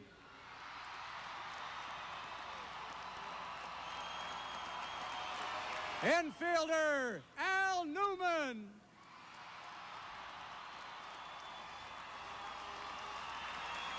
With over 20 years in the big leagues, Joe Niekro made it to the World Series. Welcome, Nuxie, Joe Niekro.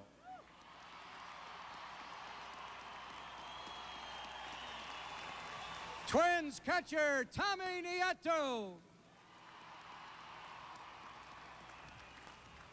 Number 34, Kirby Puckett.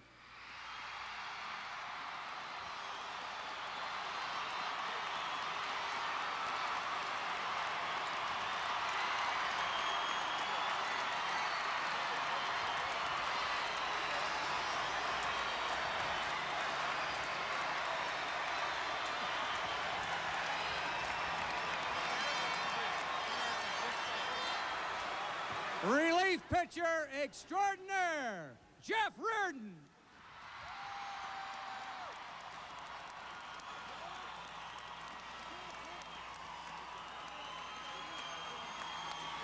A left-handed reliever who joined the Twins coming over from Philadelphia, Dan Schatzeder.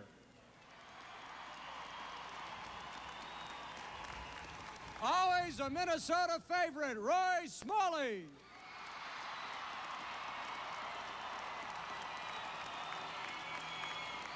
The tall man, Mike Smithson.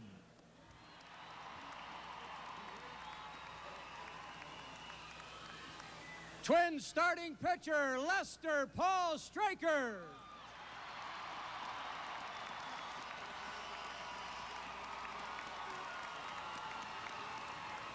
And lastly, the most valuable player of the World Series, number 16, Frank Viola.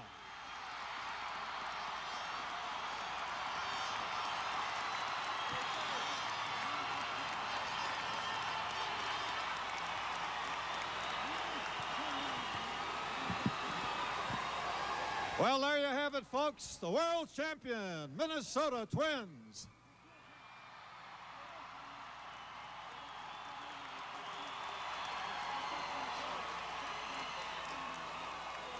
It's been a great season, and we thank you for helping us to make it the season that it was. The entire state of Minnesota and all the upper Midwest ranks you as our 25th player on this ball club. And maybe we can put a finishing touch on it right now by doing a chorus of the Win Twins song, if we can have a little help from the band here. How about it?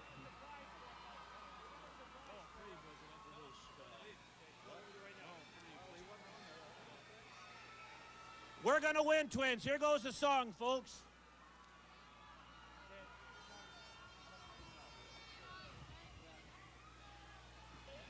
Here we go. We're gonna win, Twins. You ready, crowd? Is the music ready? We're gonna win, Twins. We're gonna score. Go Balloons, go Balloons. Stolpe, go with the balloons.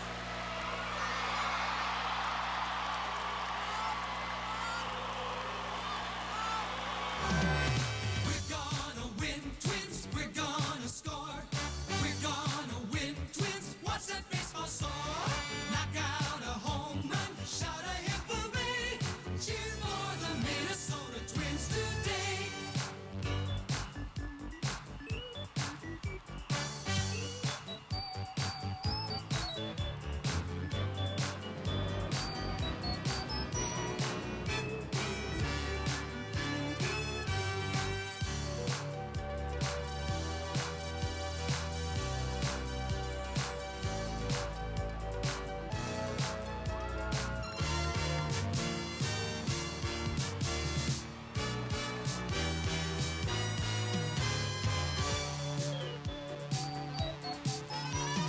Cheer for the Minnesota Twins today.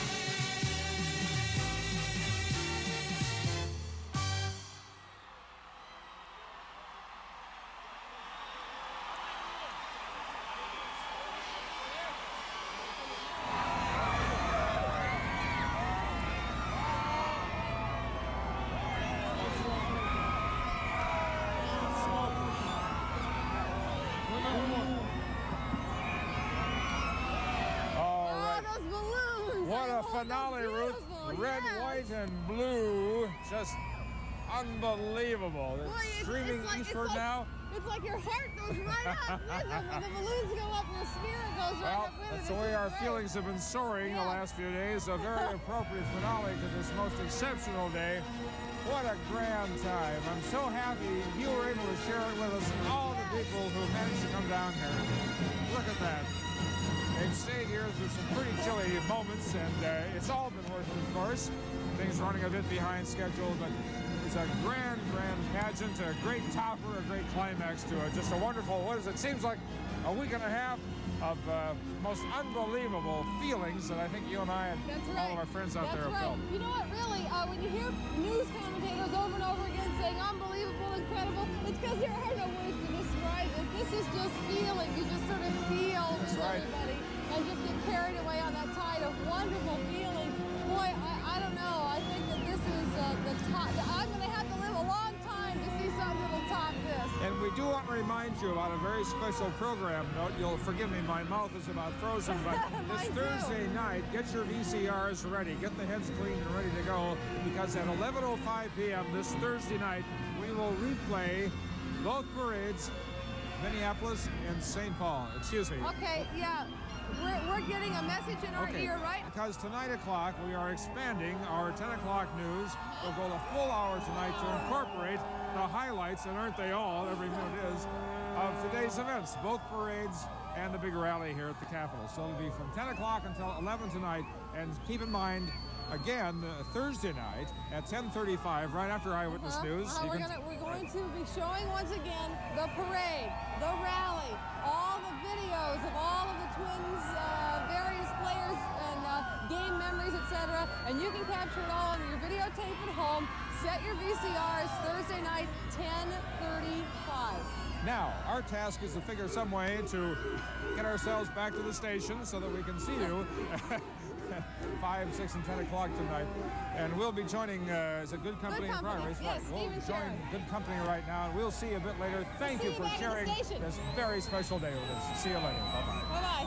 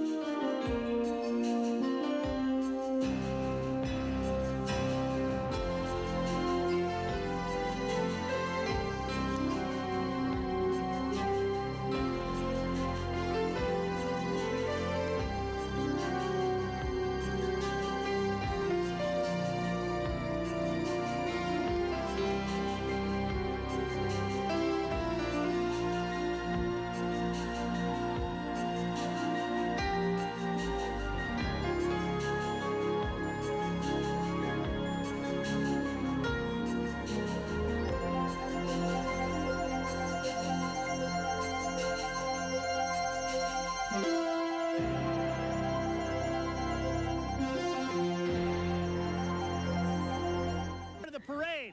Now, in case you missed it earlier today, this is what the parade route looks like. Look at all the thousands of people. Now, this is just Minneapolis. This same scene is going on probably right now in St. Paul, as you're looking at a shot about an hour before the parade was scheduled to begin. All these people here already, I can't imagine what it's going to be like. And yeah, these folks know what it's like to have a TV camera on. They've been indoctrinated, I think. We're going to come back a little bit later in the show and show you what it was all about. Okay? Okay, Gary, that Look at all sounds that good. space around Gary at that. Tom Kelly, Twins owner Carl Pohlad has just gone by. Keith Atherton there. Each player and his wife and family are riding in an individual car. Coming up right now, one of the heroes of the series, Don Baylor, who hit that big home run. Don, unbelievable the amount of ticker tape here. Thousands and thousands of pounds. Juan Berenguer going by right there. Here come the Blind Evans, Bert, and then, how you doing? Oh, we're getting pushed back by the cops. They have each individual car has a, there we go, we'll talk to Colleen. Hi, Colleen. Oh, it's great. Is it great or what? We're the best. We're number one. You can't beat this. Hey, say hi to the president for me. Okay, Ronnie, we'll talk to you later. There's Tom Bernansky promises to give a special message to Ronnie Reagan for us. Randy Bush going by right now. We're going to come back in just a couple minutes and show you more of what's happened here at the parade as Sal Butera goes by it too. How you doing? Nice shopping. Back to you, Stephen Sharon. Sounds good, Gary. It was so Gary, I got the TV right here. Hey, what time did you leave the ballpark after the game? About 2 o'clock. I heard you were there pretty late. It was a late one. You turned off the lights, I hope. I don't think I got back there at 5 o'clock and there were still some people there. Thanks. That's right. Gary Gaetti was one of the last people to leave the Dome and had to be back again at 5 o'clock in the morning. Dan Gladden going by right there. There's definitely one of the heroes as he got hits in every one of the games. We'll run across right here now. Whoops, hold it. All right. Look at Ken Herbeck. Ken! Oh, how you doing, man? This is awesome. Is this great or what? This is the best. Hey, tell me you're going to do a little late-night TV appearance coming up. Is that right? Tomorrow night, but I ain't worried about that right now. You got any jokes? You got any good jokes? No jokes right now. This ain't no joke. Well, Ken Herbeck will be on a late-night TV show, on another network, I should say, tomorrow night. So let's see if he has any jokes by then. Well, the confetti is coming down, and so are the people. We're going to come back one more time during the show and show you what it was like at the state capitol for the big rally at the end of the Minneapolis and the St. Paul parade. That's right. This whole scene's going to repeat itself in just a few minutes in St. Paul. Back to you. That's great, Gary. Thank you. Oh, the excitement is just overwhelming. Popular players today, they're all popular. They are truly heroes today and every day. Kent Herbeck being absolutely mobbed by this crowd. There you see Kent. Along with his wife, Jeannie. Jimmy Wiesner, the equipment manager, his good friend that put together those T-shirts and pulled them out when they won the Western Division, the American League Championship, and finally the World Series.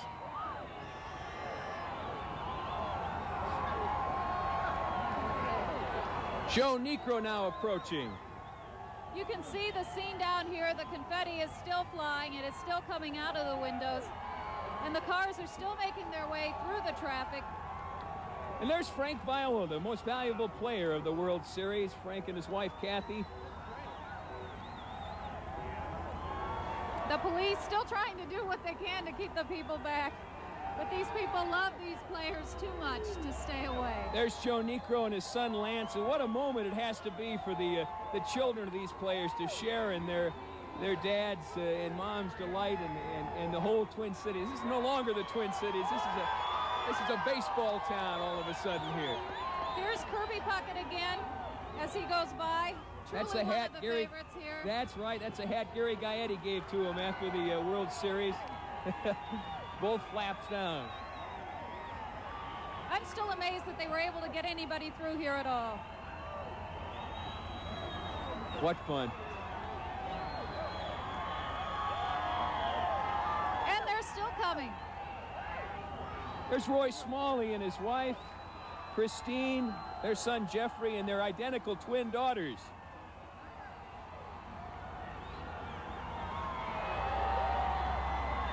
And the crowd has not let up, not for 1 minute. Frank Viola just coming by. Frank's wife, Kathy, blowing her whistle. I don't think she can probably even hear herself right at this point. There's another shot of them. It's Frankie Jr. and Brittany Ann with them. That must be awfully overwhelming for the little ones to be in the midst of all of this. That's scary a little bit, you bet. Look at the car inside. You saw the shot of the confetti has filled up the convertibles. You know, I'm really impressed with this crowd. With as large of a crowd, as many people as there are, they have really done what they can to accommodate the people coming through here. I don't know if you can see from this picture, at the very end of the cars, there are the state troopers who are trying to kind of keep a little order to this.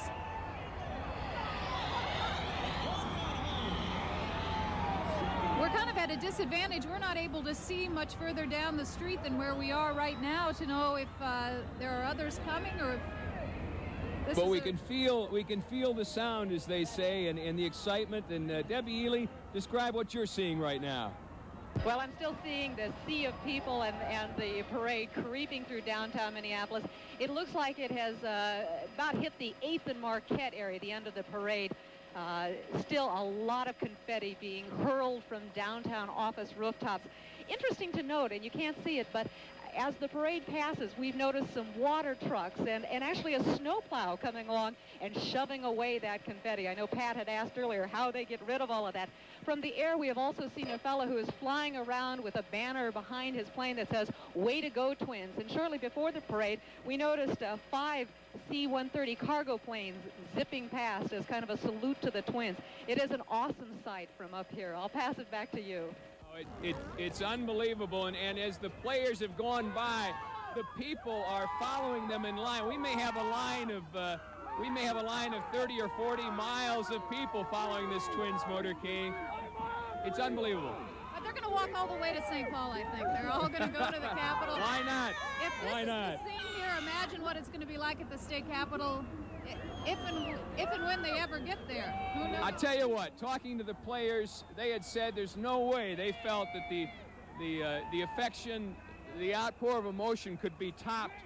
We saw at the Metrodome over the last few weeks. It's been topped, Colleen. And Tom, I can see just coming up behind us is a truck carrying the, looks like the mayor, Mayor George Latimer, Mayor Don Frazier, some of the city council members.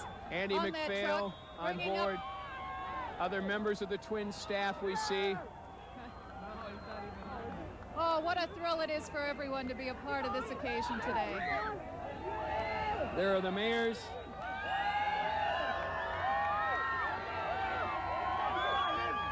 You know, everybody's a hero today. The players, the fans,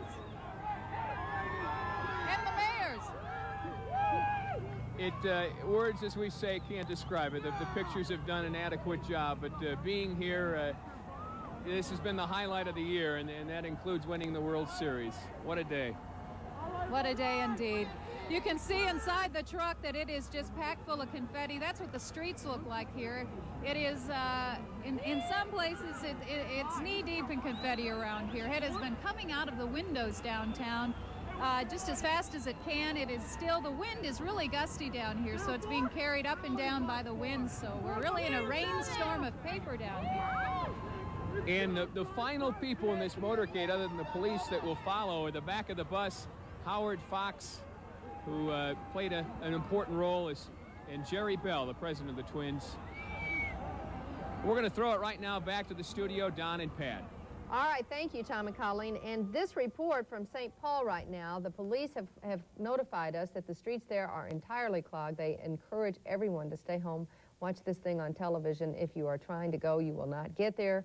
They say all of the streets in downtown St. Paul are basically clogged, I think was the word they used. Yeah, and we're going to have some views from downtown St. Paul from our cameras over on that side as this coverage of the Twins Championship Parade continues. And been to the bathroom a few times, so I guess I've been nervous. Tom Kelly, you need not be nervous any longer. The Twins started the season on the right foot. Pocket sends it deep.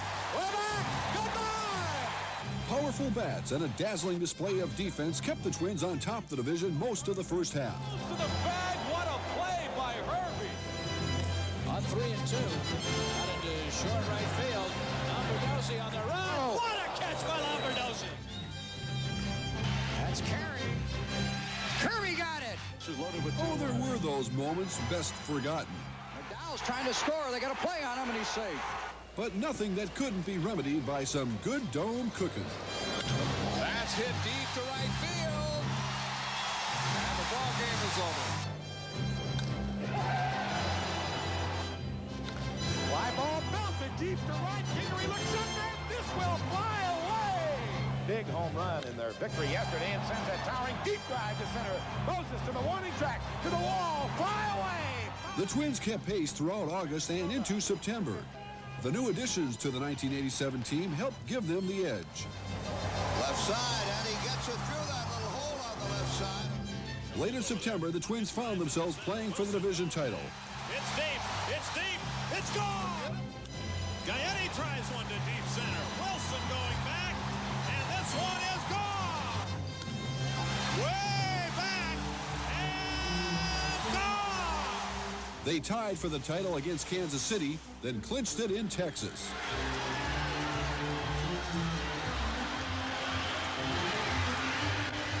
It was just I don't know, an intense feeling in the dugout, just trying to, get that last out and get it over with. Need some help, Lumber? Yeah, he could probably. Ken Herbeck. I'm stumbling here. Onward to the playoffs and a date with Detroit. Critics said there was no way the Twins could match up with the mighty Tigers.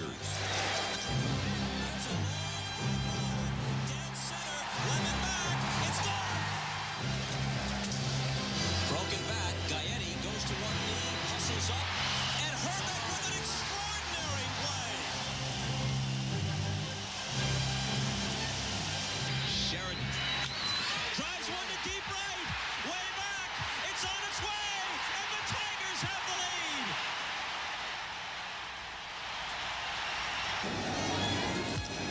Hard shot, extra base hit by the diving Brookins. One run in. And they'll have runners at second and third as Larkin comes through with a pinch hit double. He could use the strikeout here. Hiding to Carnes. Throw to third. Out! They got Evans! Any pitch could be the last. Reardon has it. The Minnesota Twins are in the World Series. 5 games disposed of Detroit, and the march continued to the World Series. The St. Louis Cardinals found out firsthand what the Metrodome Mania was all about. High in the air to deep left field. Coleman goes back. A grand slam.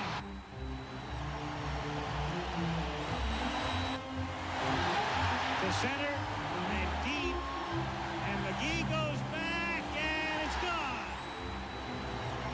A 2-game lead was just what the doctor ordered. But a 3-game trip to St. Louis brought back memories of the road trip blues.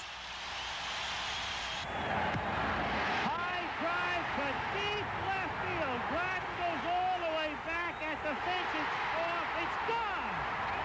The Twins were down 3 games to 2, but the cure was simple. Bring it back to the Dome.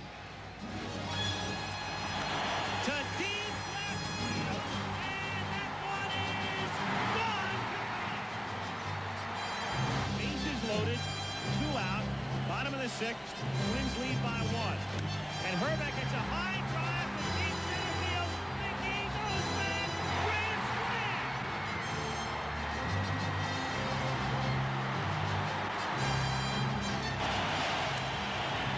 To Gaetti, for the first time ever, the Minnesota Twins are the world champions.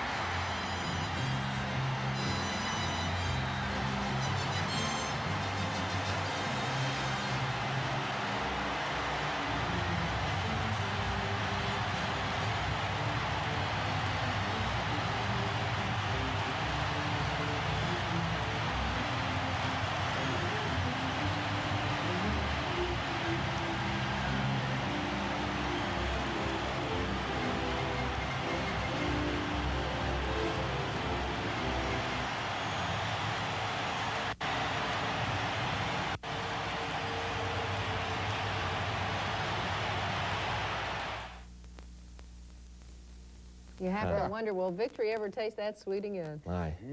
Oh, you got something to watch all winter long. Yeah, I wonder if we'll ever get tired of the highlights. Did you see Laudner get up from under that pile? I was worried he was injured. You'll need spring training to pull out of that. Dave Moore has joined us here. And his wife, Christy. I bet Keith is warm. I bet he's one of the players who thought ahead. Is that a mink coat that Keith has on there? A lot of the players opted not to take the bus and rode in the convertibles on 94 over to St. Paul. So you have to imagine that. And you can tell the wind is really blowing out there today because just by the way the confetti is falling.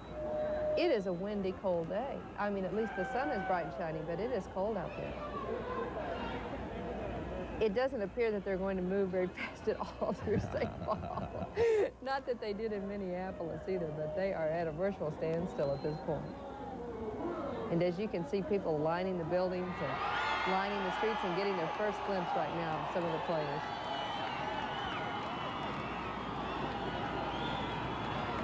Can you see Keith Atherton, his wife Christine. And then Don Baylor and his fiancée. Right behind Becky Giles. And behind him, Juan Berenguer. And they put them in alphabetical order, which I suppose was the best way to do it. But if you just go down the list of players, Berenguer, Blyleven, Bernansky, Bush, Butera, Davidson, you can get an idea if you know the players and their last name, exactly how it's going to stack up here. There's Don Baylor and his fiancée, right behind Keith Atherton. One of the things the fans really want to do is just shake the hand or somehow touch the players. The St. Paul police, by the way, say they have absolutely no idea how many people are downtown. And not only do they have no idea, but they have no idea how they're going to get them out of downtown when this thing is all over. There's Juan Berenguer in the sunglasses. People just want to touch these. These Twins players are heroes. And can you imagine for the children who are at this parade, who will remember this for years and years to come, that they were there, that they touched them, that they somehow got near Tom Bernansky and Juan Berenguer and all of them. It's going to be a childhood memory forever. You see, Colleen Bernansky has not taken that whistle out of her mouth since Game 1 in Detroit. Oh, and were they ever excited, those two? They've been married, she said, for 2 years and had their anniversary not too long ago. So this was quite a thrill. And yesterday, wasn't it? Well, I think it was the day before, actually. We're going to bring Cindy and Ralph back in. They're standing by, as you know, out on the streets in St. Paul. Although we don't see them, if they can hear us, go ahead. We're here. This motorcade now is finally picking up again. It came to a complete stop, or halt for about 4 or 5 minutes. Let's just take a listen to the crowd if we can.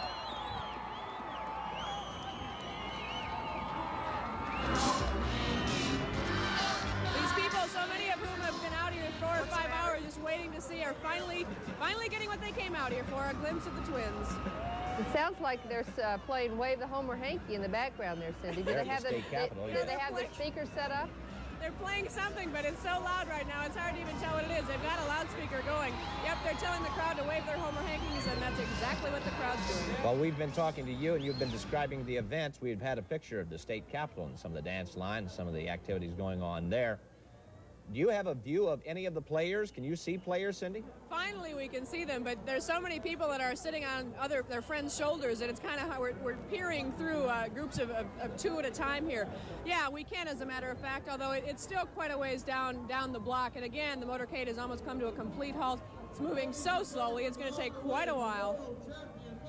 We did see a couple of Twins earlier on the monitor, but those are with the long-angle lenses that we have in the cameras, and I know from my vantage point right here, I have not yet seen a Twins player, but they are somehow making a little progress here down Wabasha, and this parade was supposed to go from noon until 2, and boy, I tell you what, my estimation now would be closer to midnight tonight before they get this thing. Probably will.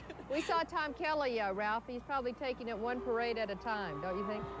Here we go. Now we can see Tom Kelly. He's standing up, waving. He's got a big smile on his face, waving his Homer Hanky. You see the man in the white hat and the blue M jacket. Yep. That's the #1 Twin. That's Carl Pohlad. That's the team owner. Oh, wait a minute. Then I'm looking at the wrong person here. I'm sorry. It's really hard to tell who's who. There's Don Baylor and Juan Berenguer behind him. I wonder if Don Berenguer's youngest or second youngest child is with him. I see his daughter, right, sitting next to him. He has a baby who'd looked to be not more than 7 or 8 weeks old that was in St. Louis. And then a child that's just now starting to walk. And at the game on Sunday, the child was dressed in a miniature Juan Berenguer outfit, replete with name and number 40 on his back. Right behind Juan is Patty Blyleven. And there's Carl Pohlad. Looks like he's signing a few autographs. He's got his Minnesota Twins jacket on and his hat. This is a man who's been thrust into the limelight like nobody has ever been rocketed into public view before. And who would have thought he would have taken to it as well as he has? There we go. Now we're getting a good view of some of these people. You're right. There's Carl Pohlad standing up in the car, waving a Homer Hanky, saying hello to the crowd. He had sat down for a few minutes to sign some autographs. He's back up. The crowd's loving it. You can step back a couple of steps for a little plug behind us. Thank you very much. But don't worry, the Twins are on their way. Don't worry, the Twins are on their way. We've got the microphone telling the crowd they can't come too soon. There's a good look at Carl Pohlad. And, you know, Cindy, we talk about people like Kent Herbeck saying that he has dreamed of this all his life, being in a parade like this. And I think it's a broadcaster's dream, too, when you go into a sports broadcasting. This is unbelievable. It really is. It's just unbelievable. It's our first to do, and we hope it's certainly not the last. You see some of the old newsreels from New York City when the Yankees used to win. This is nothing short of that. There's Mr. Pohlad greeting some of the kids that have come out to say hello, signing some autographs. I was told earlier that the parade would be moving from 8 to 10 miles per hour, and I'm not sure how fast it was in Minneapolis. We clocked it. I know it was very slow, but they're just barely allowing the vehicles to move. It's just at a snail's pace right now. Yeah, it's crazy. I mean, there's maybe a path just wide enough to get a car through. Everyone wants to just get up there and either touch the vehicle, if not the twin that's in the car. It's just, it's mayhem. This is crazy. There's Carl Pohlad getting up in his vehicle and waving his homer hanky, much to the happiness, joy of this crowd. They've got to be overwhelmed by this. Ralph, if you can hear me, how is Tom Kelly going to handle all this notoriety? I mean, here's a man who loves his anonymity. I'm sorry, Pat. I think you were talking about Carl Pohlad, were you not? Tom Kelly and all Tom Kelly. Yes, he does love his anonymity, but the anonymity is nowhere to be found in Minneapolis and St. Paul today. We've got a nice shot of Don Baylor right now, if you can see him. We've got Tom Kelly right in front of us. I don't know if he's cracked a smile all day. We haven't seen one since he's been here in St. Paul. He looks overwhelmed. Yeah, we are really not near a monitor, Pat and Don, so if you can sort of describe what's happening once in a while, we can just point out things that are going on from our vantage point right now. Well, this is Don Baylor and his fiancée, Becky Giles. Now, I wonder if she had any idea what she was in for when she met this young man, huh? There are some of the people in the buildings in downtown St. Paul. You speak of Don Baylor, I wonder what his thoughts are. You know, so many Twins and professional athletes in the past have just made residence in Minnesota. I know Don Baylor is just so impressed with Minnesotans, he can't believe it. And Juan Berenguer, who I believe now still lives right outside of Detroit, you think we'll get him to move here as well? He said he was thinking about it at one time. I'm seeing a monitor in the distance. Who is that now? That was Juan Berenguer. Juan Berenguer certainly has become one of the most popular Minnesota Twins in a short period of time. And very demonstrative fellow on the mound, and I tell you what, he's just being adored by the Minnesota Twins fans right now. And that wraps up coverage of the Twins parade for now. News 11 Sports will have more on the parade at 5. But, you know, I was looking at their faces today, and I think it was Dr. Ruth probably said, you know, a couple of days after this is all over, everyone's going to feel a little depressed because there's nothing to cheer for. Right. And I guess she's a psychologist, so she would know, among other things. The season officially ended today with the parade and pep rally, but with the way they've been going, you do feel a little bit down that there won't be anything to talk about as far as the Twins go. But it was a great season with unexpected heroes, dramatic moments, and of course the ultimate, winning the World Series. All the players were touched by the outpouring of affection from the fans, both at the Dome celebration a week ago and the parade today at the Capitol. The North Stars will try. Even for the players who said it could happen, it was just as amazing. But I'll tell you, Stan and Ruth, you must know, because you two were over here, there were a whole lot of fans today who told me they don't believe in that line. This is a once-in-a-lifetime occurrence, because they have every intention of being right back here next year to celebrate their World Series twins. Yes, I think it's possible. And Governor Burbridge said he sees no logical reason why that could not be. Well, and Rudolph should know. Yes. Yes. Thank you very much. Thank you, and Catherine. I hope Kirby wears that crazy flight helmet again, huh? Doesn't he look great? It looks like Snoopy. Yeah, he does. The Red Baron. All the guys look great today. They had the fur coats on, donated by a local furrier. I thought so. For today's parade. Some of them went out and bought them. Viola went out and bought some the other night, but God, everybody looked great, healthy, nice weather out there. A little bit cold, but nice.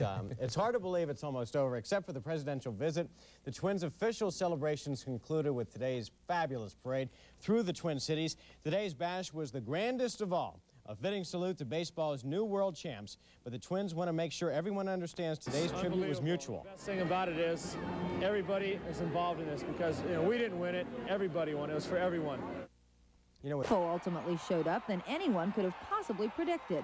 The thousands roared as one as the motorcade made its triumphant pass through the two towns the Twins own on this day. For scores of people who miss the excitement inside the dome, this is a chance to taste the fun of Twins World Series. Like all good things, the parade came and went far too quickly. The crowd stood too thick for everyone to get a look, but no one complained. Did you get a chance to see the players? Couldn't see anything. It was a thrill to be here, though. It was terrific. As the parade moved on, people gathered up the confetti still littering the streets. Some will save the shreds as souvenirs. Some say with a twinkle they'll keep it for next year's parade.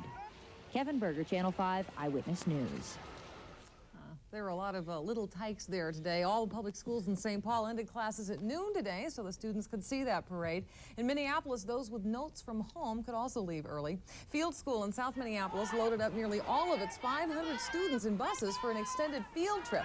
They went right to the start of the parade routes, and they were among the very first to toss confetti at the players and their families. The teachers, dressed in their Twins shirts and their caps, said they didn't know who was more excited, them or their students. And how did the players react to this incredible outpouring of love? Well, here's what two of the Twins told Gary Lumpkin on this afternoon's Good Company. How you doing, man? This is awesome. Is this great or what? This is the best. Hey, next time you're going to do a little late-night TV appearance coming up. Is that right? Tomorrow night. I ain't worried about that right now. You got any jokes? You got any good jokes? No jokes right now. This ain't no joke. Are you allowed to have favorites on the Twins team? I think he's one of mine. Oh, yeah. I'd hate to pick one. I know, it's hard, but it's all about Kent. Oh, okay. You got his Must be my wristband. armband. That's what it is. Wristband, yeah. Well, Ruth, the saying goes, what goes up must come down, right? And believe me, that's true for tons of confetti that was tossed in the air today. That's next in Eyewitness News at 6. Lots of confetti.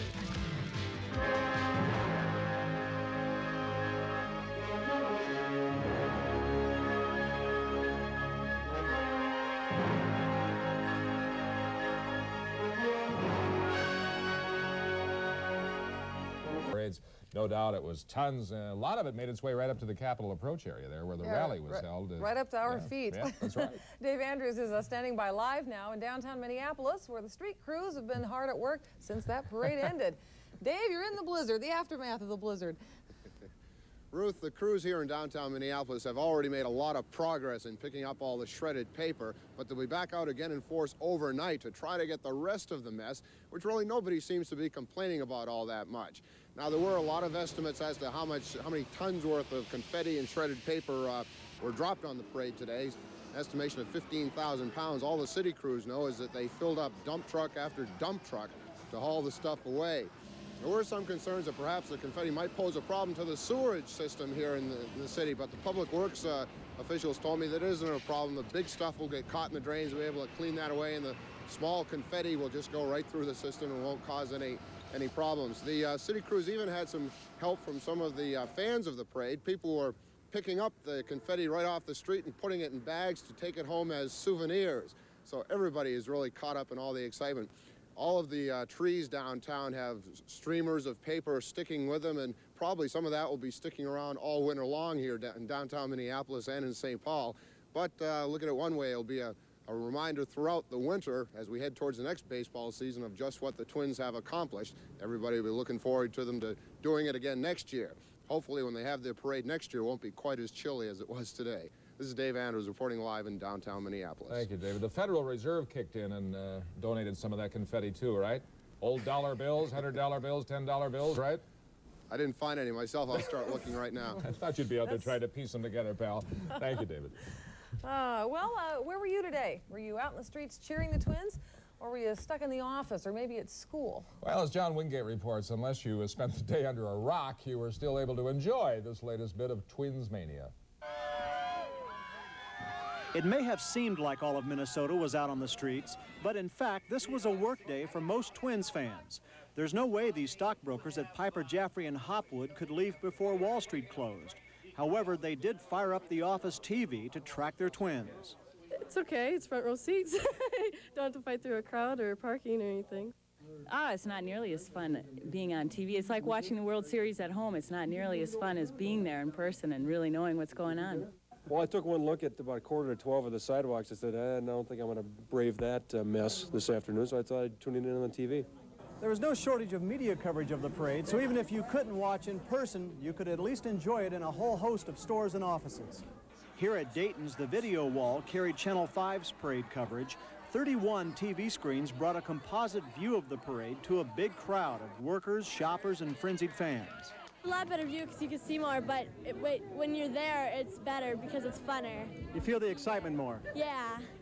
I don't know, it's kind of exciting because we get all the people. It's kind of like being outside, except for we don't have all the confetti. People that couldn't fit out in the street and see it out there came in here and we watched it on the video wall, and it was great because, you know, people were screaming, cheering, and everything. It was great. It was indeed a great day as the world champions came to the streets, and the fans, wherever they were watching from, ate it up. It's great. It's awesome. Twins are the best. John Wingate, Channel 5 Eyewitness News. And on this day, people all over the state were able to watch our coverage of the parade and of the rally here on Minnesota's News Channel. And we thank you all very much for joining us. All the way from Austin in southern Minnesota up to Duluth in northeastern. Great. Well, joining us next, Dave Dahl. We didn't want to know how cold it was, what the wind chill was during that parade and rally today, but Dave will tell us now that it's over. Okay, in just a moment.